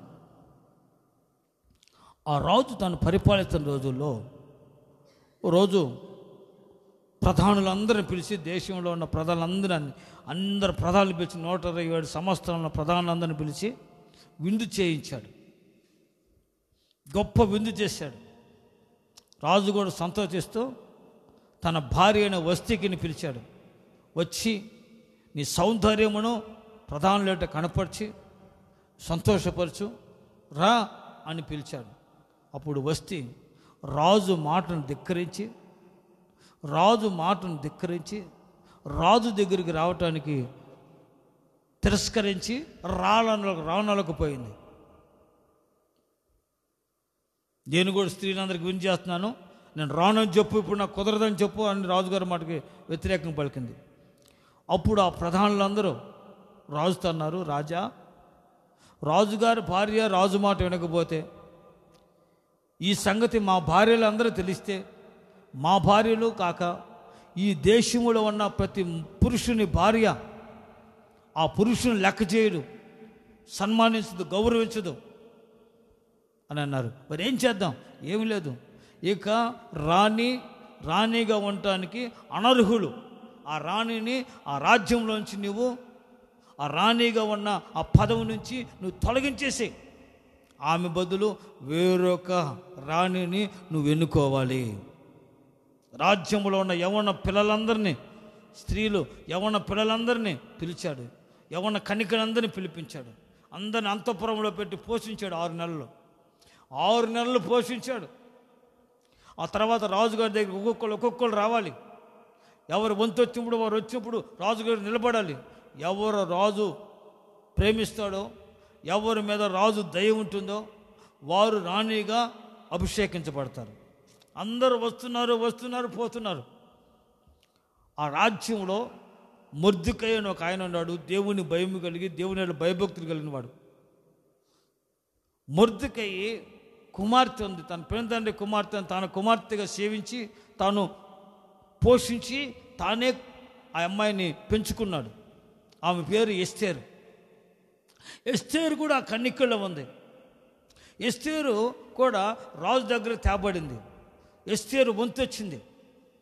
ఎస్తేరు నపుంసకుడైన ఆ అధికారి హేగే నియంత్రణలో ఉంది. అతడు అలంకరించిన అలంకరణ కాక వేరొక అలంకరణ కోరుకోకుండా రాజుగారి దగ్గరికి పోవటానికి బయలుదేరింది. అంతఃపురంలో ఆమెను చూసిన వారందరికంటే ఆమె మీద దయ పుట్టిందంట. రైజలో 2వ అధ్యాయం ఎస్తేరు గ్రంథం 17వ వాక్యం. స్త్రీలందరికంటే రాజు ఎస్తేరును ప్రేమించును, కన్యకలందరికంటే ఆమె అతని వలన దయా దాక్ష్యములు పొందెను. రాజ కిరీటమును ఆమె తల మీద ఉంచి ఆమెను వస్తీకి బదులుగా రాణిగా నియమించిన రాజ్యములో. ఆమేన్. రాణిగా రాజు నియమించాడు ఎస్తేరుని. ఆ రోజు నుంచి ఎస్తేరు అంతఃపురంలో రాణిగా ఉంది. మొర్దెకై గేటు దగ్గర కాపలాదారుగా ఉన్నాడు. రోజు దేవుని ప్రజలందరినీ చంపాలని, దేవుని ప్రజలందరినీ హతమార్చాలని ఆ దేశంలో ప్రధానమంత్రిగా ఉన్న హామాన్ అనేవాడు ఒక కుతంత్రం చేసి రాజుగారి దగ్గర మన్నలను పని, రాజుగారి దగ్గర అనేక సంగతులు చెప్పి ఘనత పొందుకుని రాజుగారి ద్వారా ఒక శాసనాన్ని రాయించాడు. 127 సంస్థానాల్లో ఉన్న యూదులందరినీ ఒకే రోజు హతమార్చడానికి అధికారాన్ని రాజుగారి దగ్గర పొందుకుని వెళ్ళాడు. ఏమిటంటే, మన దేశంలో ఒక జనులు ఉన్నారు, వాళ్ళ విధులు సకల జాతుల ప్రజలకు వ్యతిరేకంగా ఉన్నాయి. రాజుగారి యొక్క అధికారమునకు, రాజుగారి యొక్క నడిపింపుకు వ్యతిరేకంగా ఉన్న వారి విధులు, వారి క్రమము, వారి ప్రవర్తన, వారి నడవడిక వ్యతిరేకంగా ఉంది. వారు ప్రత్యేకంగా జనంగా ఉంటున్నారు. మనకులాగా అన్నింటిలో పాలు పొందుకోరు. ఓ ప్రత్యేకంగా ఇశ్రాయేలు దేవుణ్ణి వారు ఆరాధిస్తున్నారు. వారు ప్రత్యేకించబడ్డారు. వారు విగ్రహాలు చేయరు, పూజలు చేయరు, నమస్కరించరు, పూజించరు. వారు ఆకాశము చేతులెత్తి వాళ్ళ దేవుణ్ణి ఆరాధించి మహిమపరుస్తున్నారు. వారు ఆ దేవుని తప్ప ఎవరికి నమస్కరించరు. ఆ దేవుని తప్ప ఎవరిని ప్రపంచంలో ఎవరిని పూజించరు. ఆ దేవుడు రోషం కలిగిన పరిశుద్ధ దేవుడని వారు నమ్మి విశ్వసిస్తున్నారు. ఆ జనము మన జనమునకు వ్యతిరేకంగా, మన రాజ్యానికి వ్యతిరేకంగా ఉన్నారు. రాజ్య విధులకు వ్యతిరేకంగా ఉన్నారు. వారిని ఉండటానికి వీళ్ళే చంపేద్దాం అని రాజుగారు చెప్పి ఒక శాసనాన్ని పుట్టించాడు. ఈ సంగతి మొర్దెకైకి తెలిసి మొర్దెకై ఉపవాసం ఉండి కన్నీరు కార్చి ఏడుస్తున్నాడు, ప్రలాపిస్తున్నాడు మొర్దెకై ఆ గేట్ దగ్గర. ఈ సంగతి ఎస్తేరుకు తెలిసి ఎస్తేరు జతలు తీసుకుని ఓ బట్ట జతలు తీసుకుని వాళ్ళకి పనివారికి ఇచ్చి పంపించింది. మీరు వెళ్ళి మొర్దెకైకి వెళ్ళి బట్టలు మార్చుకుని స్నానం చేసి బట్టలు మార్చుకుని ఈ బట్టలు కట్టుకోమని చెప్పండి, ఉపవాసం ఉండి వెళ్ళమండి, ఏదైనా కావాలంటే నాకు చెప్పండి, నేను చూస్తాను అని చెప్పండి. మొర్దెకై వర్తమానం పంపాడు. నేను ఈ వస్త్రాలు ధరించిన నా జనములకు ఇప్పుడు హతమార్చబడబోతున్నారు. యూదులందరూ చంపవేయబడి ఒక ఆజ్ఞ జారీ చేయబడింది రాజ్యంలో. ఇప్పుడు నేను నెమ్మదిగా సమాధానంగా ఉండలేను. నా జనుల రక్షణ ప్రార్థన చేస్తున్నాను. ఎస్తేరుకు చెప్పు, ఒకవేళ అంతఃపురంలో రాణిగా ఉంది, నేను కాపాడబడతాను అనుకుంటుందేమో.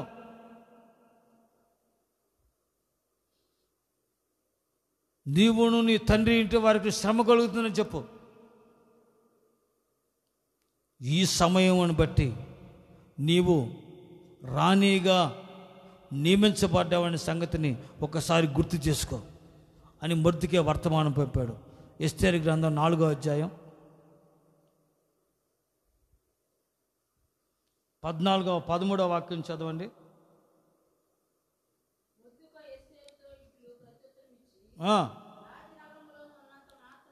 రాజనగరంలో ఉన్నంత మాత్రం చేత యూదులందరికంటే నువ్వు తప్పించుకుందామని నీ మనసులో నువ్వు తలంచుకొనవద్దు. ఈ సమయమందు ఏమీ మాట్లాడక మౌనంగా ఉన్నాడులా యూదులకు సహాయము విడుదలయు మరొక దిక్కు నుంచి వచ్చును. నీవును నీ తండ్రి ఇంటి వారు నశించెదరు. నీవు ఈ సమయమును బట్టియే రాజ్యమునకు రాణిగా నియమించబడితేవేమో. ఒక్కసారి నువ్వు ఎందుకు నియమించబడ్డావు ఆలోచన చేసుకో. ఎస్తేరు, రాజనగర్లో ఉన్నంత మాత్రం తప్పించబడతావు నువ్వు అనుకుంటున్నావు. ఈ జనుల కొరకు నువ్వు నియమించబడ్డావని, ఈ సమయాన్ని బట్టి ఈ సమయం వస్తుందని, ఈ రాజ్యంలో ఈ పరిస్థితి వస్తుందని, ఈ రాజ్యంలో ఈ పరిస్థితి వచ్చినప్పుడు ఈ రాజ్యంలో నీ జనుల క్షేమం కొరకు నీవు నిలబడాలని దేవుడు నిన్ను ఈ సమయం కొరకు నియమించాడేమో ఒకసారి జ్ఞాపకం చేసుకో అని వర్తమానం ఎస్తేరు గ్రహించింది. తన పెంతండ్రి మాటను వింది. వెంటనే తాను తన చెలికెత్తలో ఉపవాస దినాన్ని ప్రకటించారు. యూదులందరూ ఉపవాసం ఉన్నామని నేను ఉపవాసం ఉంటున్నాను. నా జనుల రక్షణ కొరకు నా ప్రాణం పోయినా పర్వాలేదు. నా జనులు నేను రక్షణ పొందేంత వరకు నేను ప్రాణం పడపడలేదు. నేను అందుకే నియమించబడ్డానేమో, దేవుడు అందుకే తీసుకొచ్చాడేమో, దేవుని సంకల్పం నెరవేర్చబడాలని తను ఉపవాసం ఉండి కన్నీరు కార్చి ప్రార్థన చేసింది 3 దినాలు. రాజు పిలవకుండా రాజుగారి దగ్గరికి ఎవరు వెళ్ళకూడదు. వెళితే మరణదండన వస్తుంది. ఆయన ప్రాణానికి తెగించేస్తే రాజుగారి దగ్గరికి నిలబడి రాజగుమ్మం దగ్గర రాజు ఎస్తేరుని చూసి చేయి చాపాడు, దండం చాపాడు. ఎస్తేరు వెళ్ళింది. ఏమిటి నీ కోరిక? రాజా, నా ఎద్దుకు వచ్చి భోజనం చేయాలి. సరే అంది. ఓ రోజు భోజనం చేశారు. మరలా 2వ రోజు కూడా రావాలంది. 2వ రోజు భోజనానికి వచ్చారు. నువ్వు హామాను ఇద్దరు కలిసి రావాలంది. ఇద్దరు కలిసి భోజనానికి వచ్చారు. అప్పుడు రాణి దుఃఖంతోంది. ఏమిటి దుఃఖం? రాజ్యంలో సగం కావాలా, రాసిస్తాను అన్నాడు రాజు ఎస్తేరుతో. నాకు రాజ్యం వద్దు రాజా, ఏం కావాలి? నా జనుల రక్షణ కావాలి. అప్పుడు దాకా రాజుకు తెలియదు ఎస్తేరు ఎవరో ఏ జాతో తెలియదు. ఎవరు నీ జనులు? యూదులను సంహరించాలని ఒక దుర్మార్గుడు యూదుల మీద కక్ష కట్టి, నా జనుల మీద కక్ష కట్టి నా జనులను చంపటానికి రాజుగారి దగ్గర ఒక ఆజ్ఞ తీసుకుని పోయాడు. నా జనులు సంహరించబోతున్నారు, నా జనులకు రక్షణ కావాలి రాజా, నా కోరిక మన్నించి చాలండి. ఎవడా దుర్మార్గుడు, ఎవడాడు అన్నాడు రాజుగారు. ఈడే నీ పక్కన ఉన్న యామానే రాజా అన్నాడు. అందు చేస్తారు. వెంటనే ఆమెను గడగడగడ వణికిపోయాడు. రాజుగారు రాణిగారి జనులనే రాణిగారి వంశస్థులనే చంపాలని చూస్తున్నావు నువ్వు ఎరా అనగానే రాజుగారు కోపంతో లేచి వెళ్ళిపోయాడు. హామాను ఏం చేయలేక రాణిగారి క్షమాపణ కోరుదామని రాణి యొక్క కాళ్ళ మీద పడి రాణి చేయి పట్టుకున్నాడు. అమ్మా క్షమించమ్మా, రాజుగారు చెప్పమ్మా, నన్ను ఏం చేయొద్దని అన్నాడు. రాజుగారు చూసాడు, ఒరే నా ఎదుటే రాణిని బలవంతం చేయబోతున్నాడు రా వీడిని ముసుకేయండి రా అన్నాడు. వెంటనే భటులు వచ్చారు, ముసుకేశారు. తీరా చూస్తే మొర్దుగై కొరకు ఒక ఉరికమ్మని చేయించాడు హామాను. ఆ ఉరికమ్మ మీద 50 అడుగుల ఉరికమ్మ మీద హామానుని ఉరి తీయించాడు. రాజు మొర్దుకైన రాజ్యంలో ఒక ఉన్నతమైన స్థానంలో ప్రధానిగా రాజుగారు మొర్దుకైని నియమించాడు. Praise the lord. ఎస్తేరు నా రాజ్యంలో ఒక ఉన్నతమైన రాణిగా దేవుడు మరింతగా ఆస్వాదించాడు. రాజుగారి యొక్క ప్రేమ మన్నలను ఎస్తేరు పొందుకుంది. అప్పుడు ఎస్తేరు అంది, రాజా నా జనులను సంబంధించి ఒక శాసనం ఉంది, ఆ శాసనాన్ని మార్చాలి. రాజు ముద్ర వేసిన శాసనాన్ని మార్చడం ఎవరి చేత కాదమ్మా. ఎలాగా మరొక శాసనం రాస్తాను, రాయండి, మీరు రాయించండి. యూదుల సంరక్షణ కొరకు మరొక శాసనం రాయించండి, మేలు కొరకు. దాని మీద ముద్రేస్తాను. ఇది శాసనం ఆగిపోతుంది, ఈ శాసనం రద్దు అయిపోతుంది, అప్పుడు వేరొక శాసనం వస్తుంది అన్నాడు. అప్పుడు యూదులందరూ రక్షణ కొరకు మొదటిగా శాసనం రాయించారు. అలాగూ రాయనని ఎస్తేరు యొక్క ద్వారా యూదులందరికీ రక్షణ కలిగింది. యూదులందరూ రక్షించబడ్డారు. యూదులందరూ తన పగవారైన హామాను యొక్క సంతతి అందరినీ హతమార్చి యూదులందరూ ఆ షూషాను కోటలో విజయం పొందుకున్నారు, ఆశీర్వదించబడ్డారు, రక్షించబడి కాపాడబడ్డారు. Praise the lord. ఎస్తేరుతో అంటున్నాడు, నీవు ఈ సమయాన్ని బట్టే రాజ్యానికి రాణిగా నియమించబడి ఉన్నాము, జ్ఞాపం చేసుకో. ఎస్తేరు జ్ఞాపం చేసుకుంది, నేను రాణిగా నియమించబడటానికి కారణం, దేవుడు నన్ను రాణిగా ఈ రాజ్యంలో నియమించడానికి కారణం, నాలో ఏ యోగ్యత ఎరగత లేదు, కారణం ఏమీ లేదు. అయినా దేవుని కృప వల్లనే ఈ రాణిగా దేవుడు నన్ను నియమించాడు. కారణం నా జనుల రక్షణ కొరకు నేను ప్రయాసపడాలని, నా జనుల రక్షణ కొరకు నేను పాటుపడాలని, నా జనుల రక్షణ కొరకు నేను ప్రయాసపడాలని, నా జనులను రక్షించాలని దేవుడు నియమించాడని ఎరిగి తన జనుల రక్షణ కొరకు ప్రయాసపడింది, ఉపవాసించింది, రాజుగారితో మాట్లాడింది, విధి వ్యతిరేకంగా రాజుగారి దగ్గర నిలబడింది, తన జనులను రక్షించుకుంది. Praise the lord. నీ జనుల రక్షణ కొరకు నియమించబడ్డావు నువ్వు అధికారిగా, నీ జనుల రక్షణకు నియమించబడ్డావు ఒక అధిపతిగా, నీ జనుల రక్షణకు నియమించబడ్డావు ఒక ఉద్యోగంలో, ఉన్నత స్థానంలో, ఉన్నత ఐశ్వర్యంతో నువ్వు నియమించబడ్డావేమో.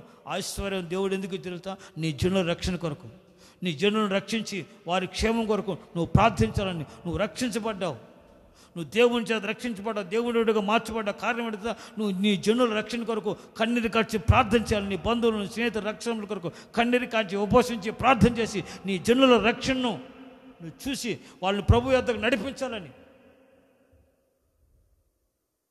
లోక పాప శాప ఉగ్రత నుంచి వారు విడిపించబడి నిత్య జీవమైన రక్షణ నడిపించబడాలని దేవుడు నిన్ను ఎన్నుకుని నిన్ను నియమించాడు, నిన్ను రక్షించాడు. ఆ సంగతి మర్చి నీ జనుల రక్షణ కొరకు, నీ వాళ్ళ రక్షణ కొరకు, నీ బంధువులను, స్నేహితుల రక్షణ కొరకు మరిచి ఉన్నావేమో. సహోదరుడా జ్ఞాపకం చేసుకో, నీవు ఈ సమయం అందే దేవుని కొరకు, రాజ్యం కొరకు, దేవుని ప్రజల కొరకు నియమించబడి ఉన్నావు. Praise the lord. ఆఖరిగా మరొక సంగతిని మీతో పంచుకుంటాను. అదేమిటంటే చూడండి, ఎఫెసీ పత్రిక 4వ అధ్యాయం 12వ వాక్యాన్ని చదువుకుందాం.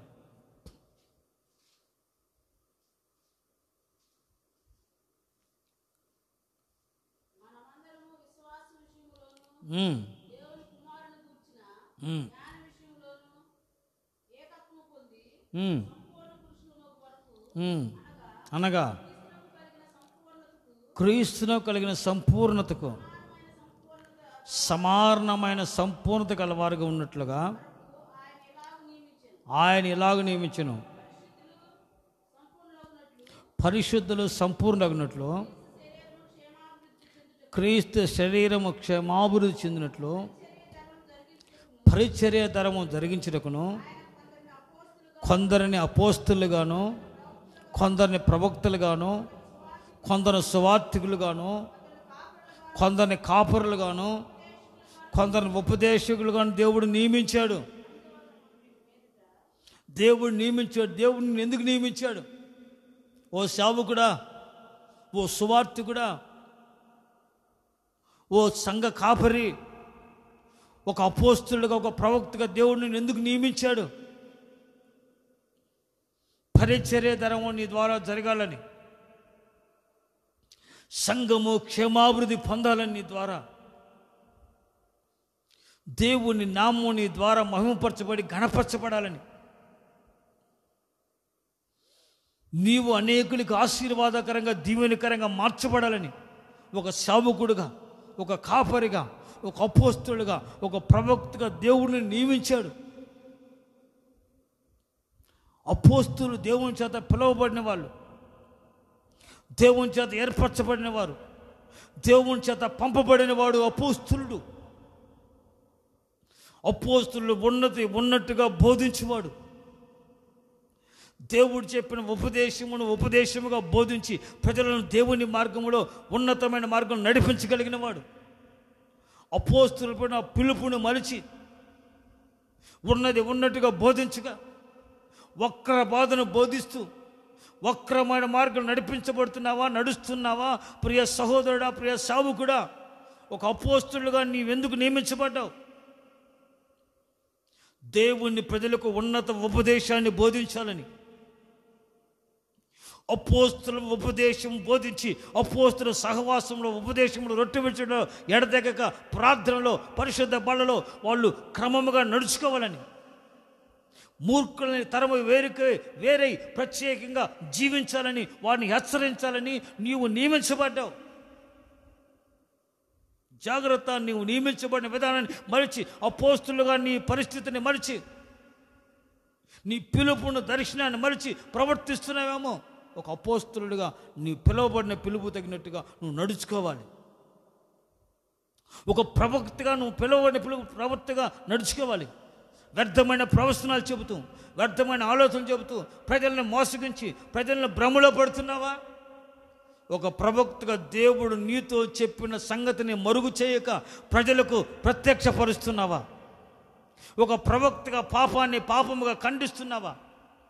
దోషమును దోషముగా ఖండిస్తున్నావా? వాస్తవాన్ని వాస్తవంగా చెప్పగలుగుతున్నావా? ఒకడు పాపం చేస్తే ఆ పాపం నువ్వు పాపవి అని నువ్వు హెచ్చరించగలుగుతున్నావా?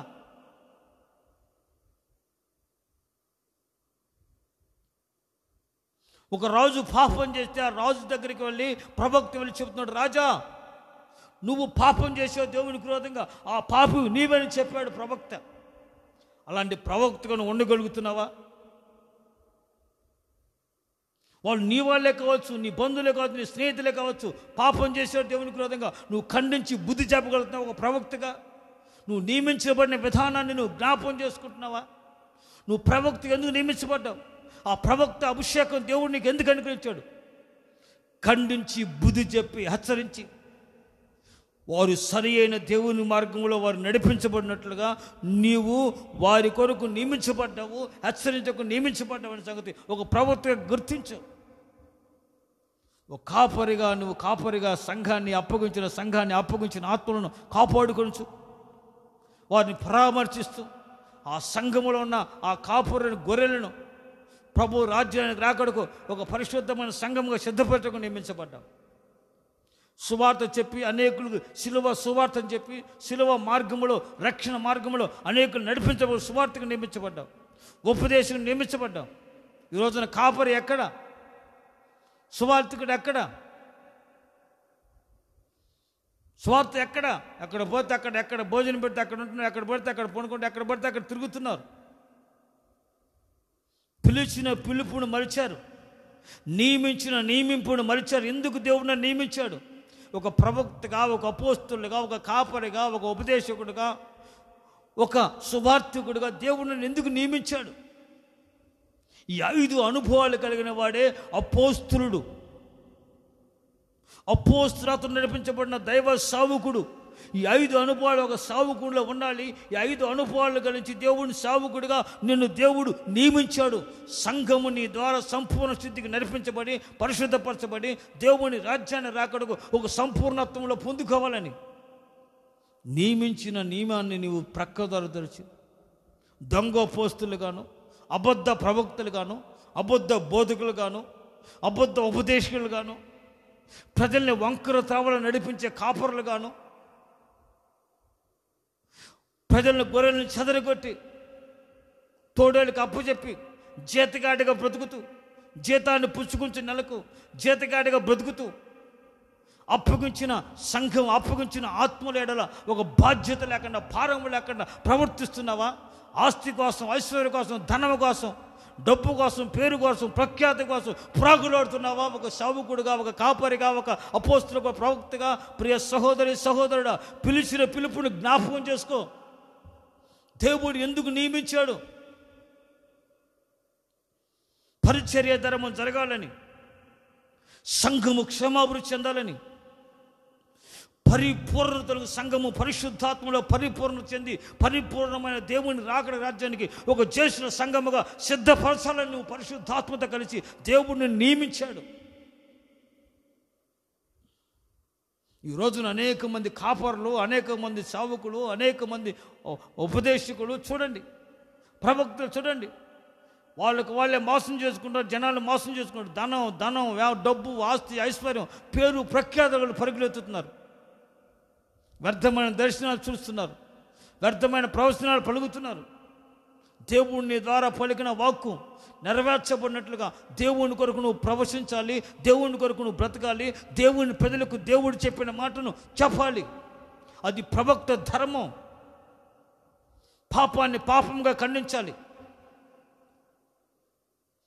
దోషాన్ని దోషముగా హెచ్చరించాలి. ప్రవక్తగా, అపోస్తలుగా నువ్వు చేస్తున్నదేంటి? దేవుడు నీకు ఇచ్చిన సేవను, దేవుడు నీకు ఇచ్చిన పరిచర్యను, దేవుడు నిన్ను ఎందుకు నియమించాడో ఆ నియమించిన విధానాన్ని మర్చిపోయి, ప్రేమైన దైవ సావుకులారా, నా తోటి సావుకులారా, నువ్వు ఎలాగ ప్రవర్తిస్తున్నావు, ఎలాగ బ్రతుకుతున్నావు, ఎలాగ నడిపించబడుతున్నావు, ఎలాగ ముందుకు జీవిస్తున్నావు? ఒక్కసారి ప్రభువు రాకడ సమీపంగా ఉందో సమయం, ప్రభువు రాకడ గురించి హెచ్చరిస్తూ, సంఘాన్ని ప్రభువు రాకడ సిద్ధపరుస్తూ, నువ్వు సిద్ధపడుతూ, ప్రభువు రాకడ సంఘాన్ని సిద్ధపరుస్తూ, హెచ్చరిక చేస్తూ, ప్రజల్లో దేవుని భయం కలిగి, పరిశుద్ధి కలిగి, వాక్యానుసారంగా ఒక పరిశుద్ధమైన ప్రవర్తన కలిగి దేవుని కూడా జీవించినట్లుగా నువ్వు ప్రజల్ని ఒక హెచ్చరిక మార్గం నడిపించగలుగుతున్నావా? నీ స్వార్థం కొరకు నువ్వు పరుగులెత్తుతున్నావా? స్వార్థం, స్వలాభం కొరకు, ఆస్తి, ఐశ్వర్య, డబ్బుని సంపాదించుకోవడానికి పరుగులెత్తుతున్నావా? ప్రాగులాడుతున్నావా?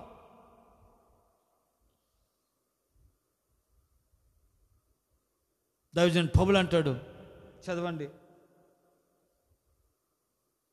దెస్సలోనికి రాసిన మొదటి పత్రిక 5వ అధ్యాయం 9వ వాక్యం.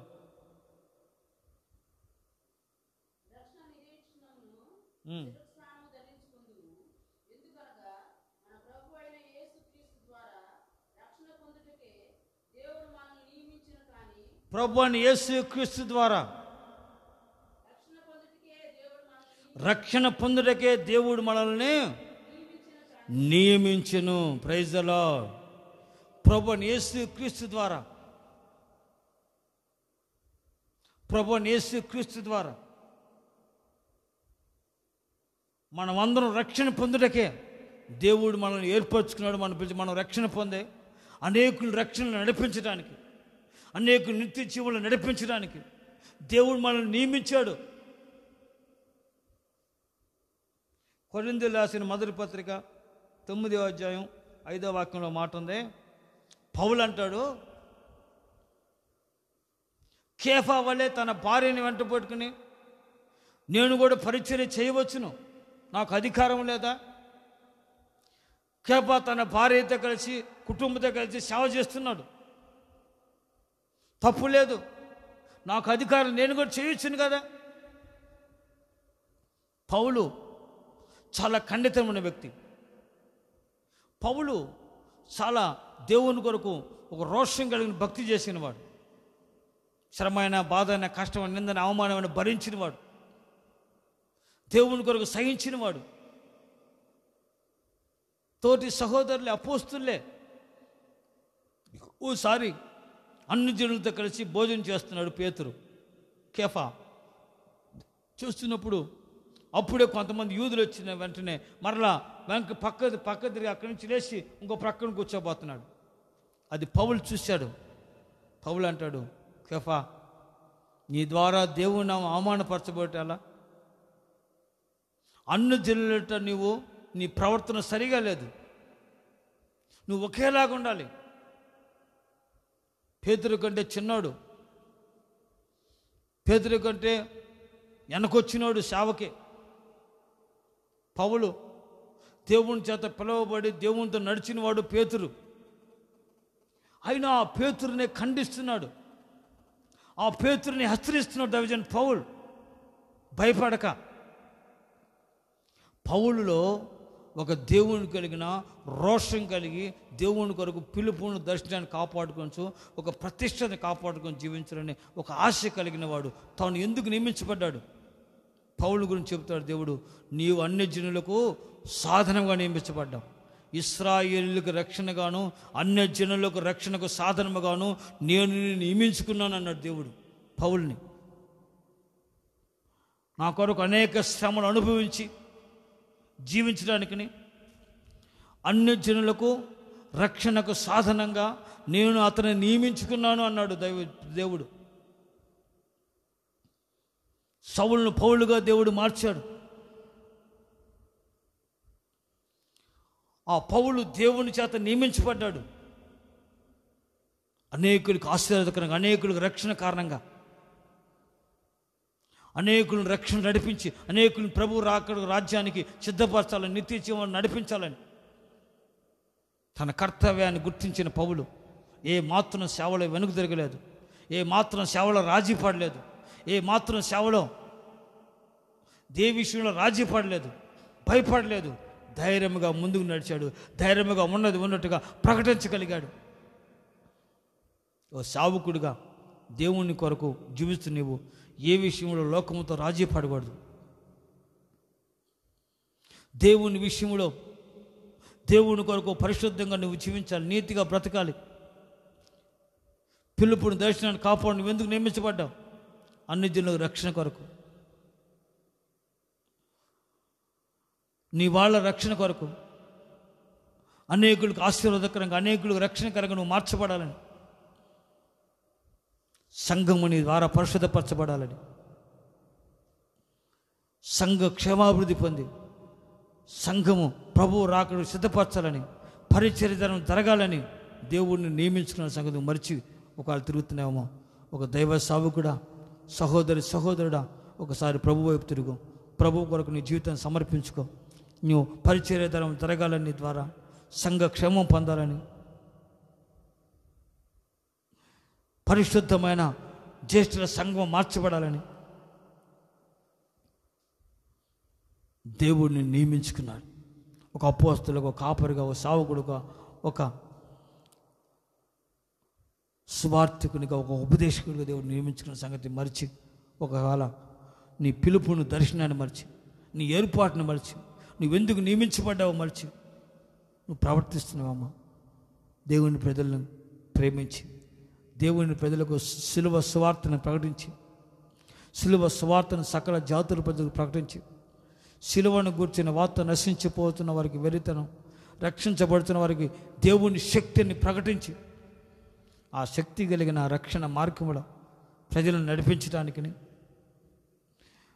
ప్రజలను జీవింపచేయటానికని సంఘాన్ని హెచ్చరించి, బుద్ధి చెప్పి, ప్రభు రాకడకు రాజ్యానికి సంఘాన్ని పరిశుద్ధాత్మ ద్వారా సిద్ధపరచడానికి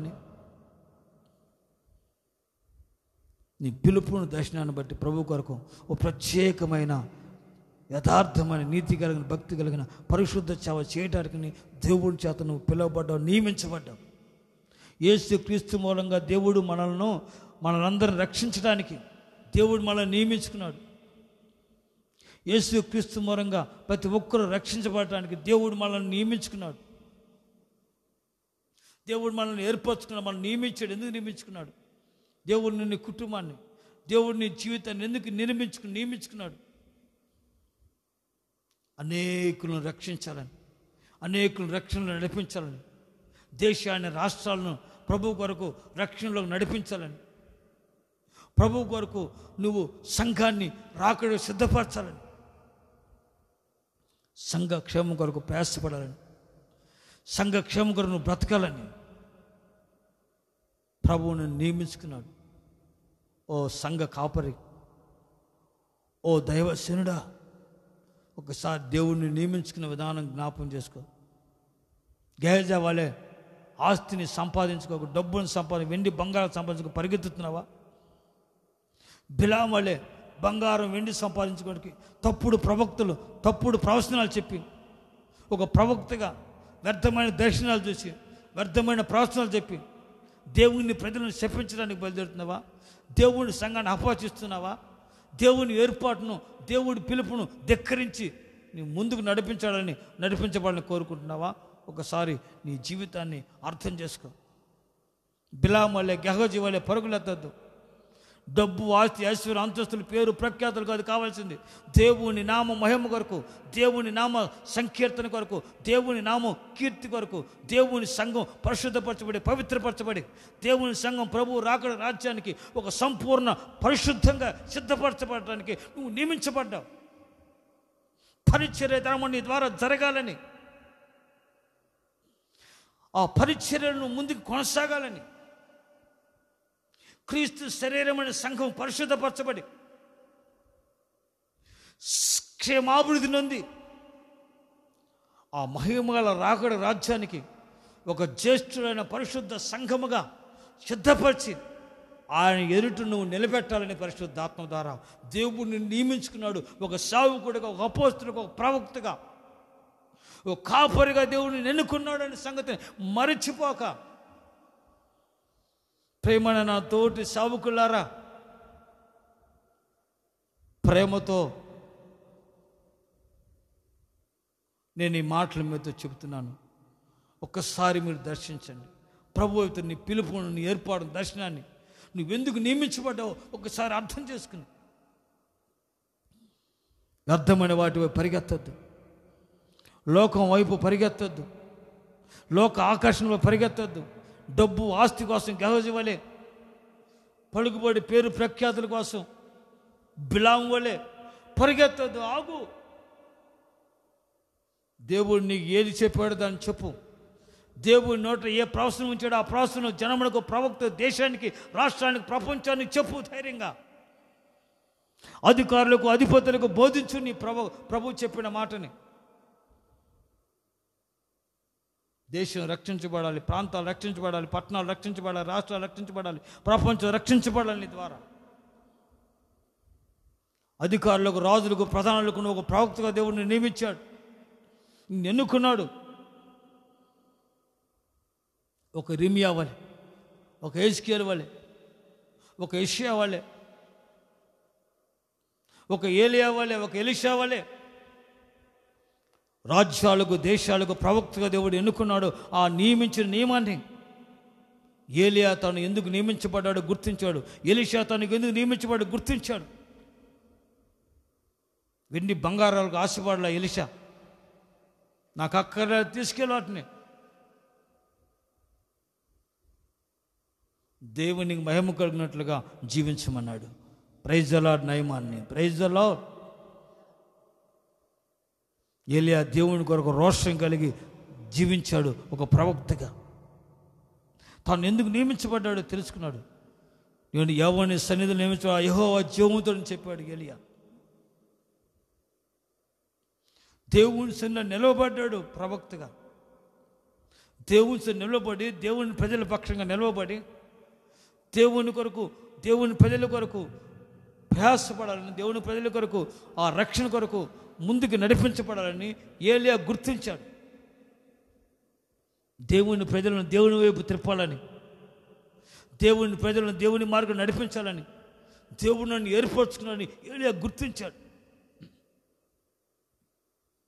రాజులు, అధికారులు మాత్రం గద్దించాడు దేవుడు చెప్పిన మాటను బట్టి ఏలియా ధైర్యంగా. ఈరోజు నువ్వు ఎలాగుండా ఒక ప్రవక్తగా, ఎలాగుండా ఒక అపోస్తులుగా, ఎలాగుండా ఒక కాపరిగా, ఎలాగుండా ఒక అపోస్తులుగా, ఒక స్వార్థకుడిగా నీకు ఇచ్చిన ధర్మాన్ని, ఈ 5 ధర్మాలు ఒక సేవకునిలో నిలిచి ఉండాలి. ఒక సేవకుడు 5 ధర్మాలు కలిగి ముందుకు నడిపించబడితేనే అతడు అపోస్తులు అతను నడిపించబడతాడు. తను నియమించిన దానికి న్యాయం చేయగలుగుతాడు. నువ్వు ముందుకు నడిపించబడినట్లయితే దేవుడు నీ ద్వారా సంతోషిస్తాడు. దేవుడు నిన్ను బట్టి ఆనందిస్తాడు. దేవుడు నిన్ను బట్టి సంతోషించి ఆనందించి నిన్ను అనేక జనములకు ఆశీర్వాదకరంగా మారుస్తాడు. అనేకులకు రక్షణ కారణంగా, అనేకులకు ఆశ్చర్యకరంగా, అనేకులకి దేవునికి మహిమ కారణంగా నువ్వు మార్చబడాలి అనే దేవుడిని నియమించుకున్నాడు ఒక సేవకుడిగా, అపోస్తలుగా. నువ్వు దేవుడి చేత ఎందుకు దేవుడిని నియమించుకున్నాడు, దేవుడు ఎందుకు నేను నియమించాడు అనేది గుర్తించి ఎస్తేరు వలె, యోసేపు వలె, అబ్రహాము వలె, దావీదు వలె, అపోస్తలుల వలె ఓ సావుకుడు ఎందుకు నిర్మించబడి గుర్తించి నీ జీవితాన్ని నూతనపరచుకో. ప్రభువుని జీవితంలో ఒక అద్భుతం చేస్తాడు. ప్రభువుని జీవితంలో క్షేమాన్ని కలిగి చేయబోతున్నాడు. నువ్వెందుకు నియమించబడ్డావో ఒకసారి తలంచుకుని ప్రభువుకి అప్పగించుకో. దావీదు దేవుని కొరకు రోషం కలిగినాడు, దేశం కొరకు రోషం కలిగాడు, దేవుని ప్రజల రక్షణ కొరకు దేవుడిని నియమించాడని దావీదు ఎరిగాడు. నియమించిన దాన్ని బట్టి దావీదు ముందుకు నడిచి దేవునికి మహిమకు తెచ్చాడు, తన జనులకు రక్షణ కలుగు చేశాడు, దేశానికి క్షేమాన్ని కలుగు చేశాడు, రోషం కలిగిన వాడుగా బ్రతికాడు దావీదు. సౌలు ఎందుకు నియమించబడ్డాడు గుర్తించక, దోపుడు సొమ్ము కొరకు, ఆస్తి ఐశ్వర్యం కొరకు, ధనం డబ్బు కొరకు ప్రాకులాడి పరిగెత్తి దేవునికి అవమానం కలుగు చేసి దేవుని మాటకు ధిక్కరించి రాజ్యాన్ని పోగొట్టుకున్నాడు. తాను ఎందుకు నియమించబడ్డాడో రాజ్యానికి రాజుగా మరిచాడు. తను ఎందుకు రాజుగా ఏర్పరచబడి నియమించబడ్డాడో గుర్తించలేని వాళ్ళని సౌలు దేవుని కృప దూరమైపోయాడు, రాజ్యాన్ని పోగొట్టుకున్నాడు. నువ్వు ఎలాగున్నావు? దేవుడు నీకు ఇచ్చిన ఉద్యోగంలో, దేవుడు నీకు ఇచ్చిన అధికారంలో, దేవుడు నీకు ఇచ్చిన ఆ ఉన్నతమైన ఆ పదవిలో ఎందుకు నియమించాడు? జనుల రక్షణ కొరకు, ప్రజల క్షేమం కొరకు, దేవుని సేవ కొరకు ప్రయాసపడటానికి, దేవుని సేవ కొరకు ఖర్చు పెట్టడానికి, దైవ సేవకుల క్షేమం కొరకు నువ్వు ప్రయాసపడడానికి, ప్రోత్సహించడానికి, సంఘము సేవ పరిచర్యలో సహకరించడానికి దేవుని నీ స్థితిలో నియమించాడు. ఓ పదవిలో నియమించాడు, ఒక ఐశ్వర్యవంతుకు నియమించాడు, ఒక ఉద్యోగంలో నియమించాడు అనే సంగతి మర్చిపోక నీకు నీ తోటి ఉన్న వారికి రక్షణ మార్గం నడిపించడానికి ఎస్తేరివ్వాలి. నీవు ఆశీర్వదించబడ్డాడు, నీవు అనేకులకి ఆశీర్వాదకరంగా మార్చడాలని, నీ ఆశీర్వాదం అనేకులకి ఆశీర్వాదకరంగా మార్చబడాలని, నీ ద్వారా అనేకులు అన్యజనులందరూ ఆశీర్వదించబడాలని దేవుడు అబ్రహాముని నిన్ను ఏర్పరచుకుని నేను నియమించుకున్న సంగతి మర్చిపోక గుర్తించుకుని జాగ్రత్తగా పిలుపుని దర్శనాన్ని కాపాడు నడిపించబడినట్లయితే దేవుని కొరకు రోషం కలిగి భక్తి చేయటానికి దేవుడు నన్ను రక్షించి నియమించుకున్నాడని షడ్రక్ మేషక్ అబేద్నెగో గుర్తించి రోషం కలిగి భక్తి చేశారు. ఆ రాజ్యం అంతా దేవుని నామం మహింపరచబడినట్లుగా, దేవుని కీర్చినట్లుగా వారు మూల కారణంగా నిలబడ్డారు. షడ్రక్ మేషక్ అబేద్నెగో. ఎస్తేరు తన జనుల రక్షణ కొరకు దేవుడు నన్ను రాణిగా నియమించాడు, ఈ సమయం కొరకు నియమించాడని గుర్తించి తన జనుల రక్షణ కొరకు ఉపవాసం ఉండి కన్నీరు కాచి ప్రార్థించి తన జనులను కాపాడుకుంది, దేవునికి మహిమకరంగా జీవించింది. ఏషియా ఐగుప్తు దేశంలో ఒక అధిపతిగా, ప్రభువుగా నియమించబడ్డాడు. కారణం ఆశీర్వాదకరంగా ఉండాలని, దీవెనకరంగా మార్చబడాలని, మహిమకరంగా మార్చబడాలని దేవుడు ఏర్పరచుకున్నాడు. రైజలో ఒకసారి తీర్మానం చేసుకుని ప్రార్థన చేసుకుందాం అందరం.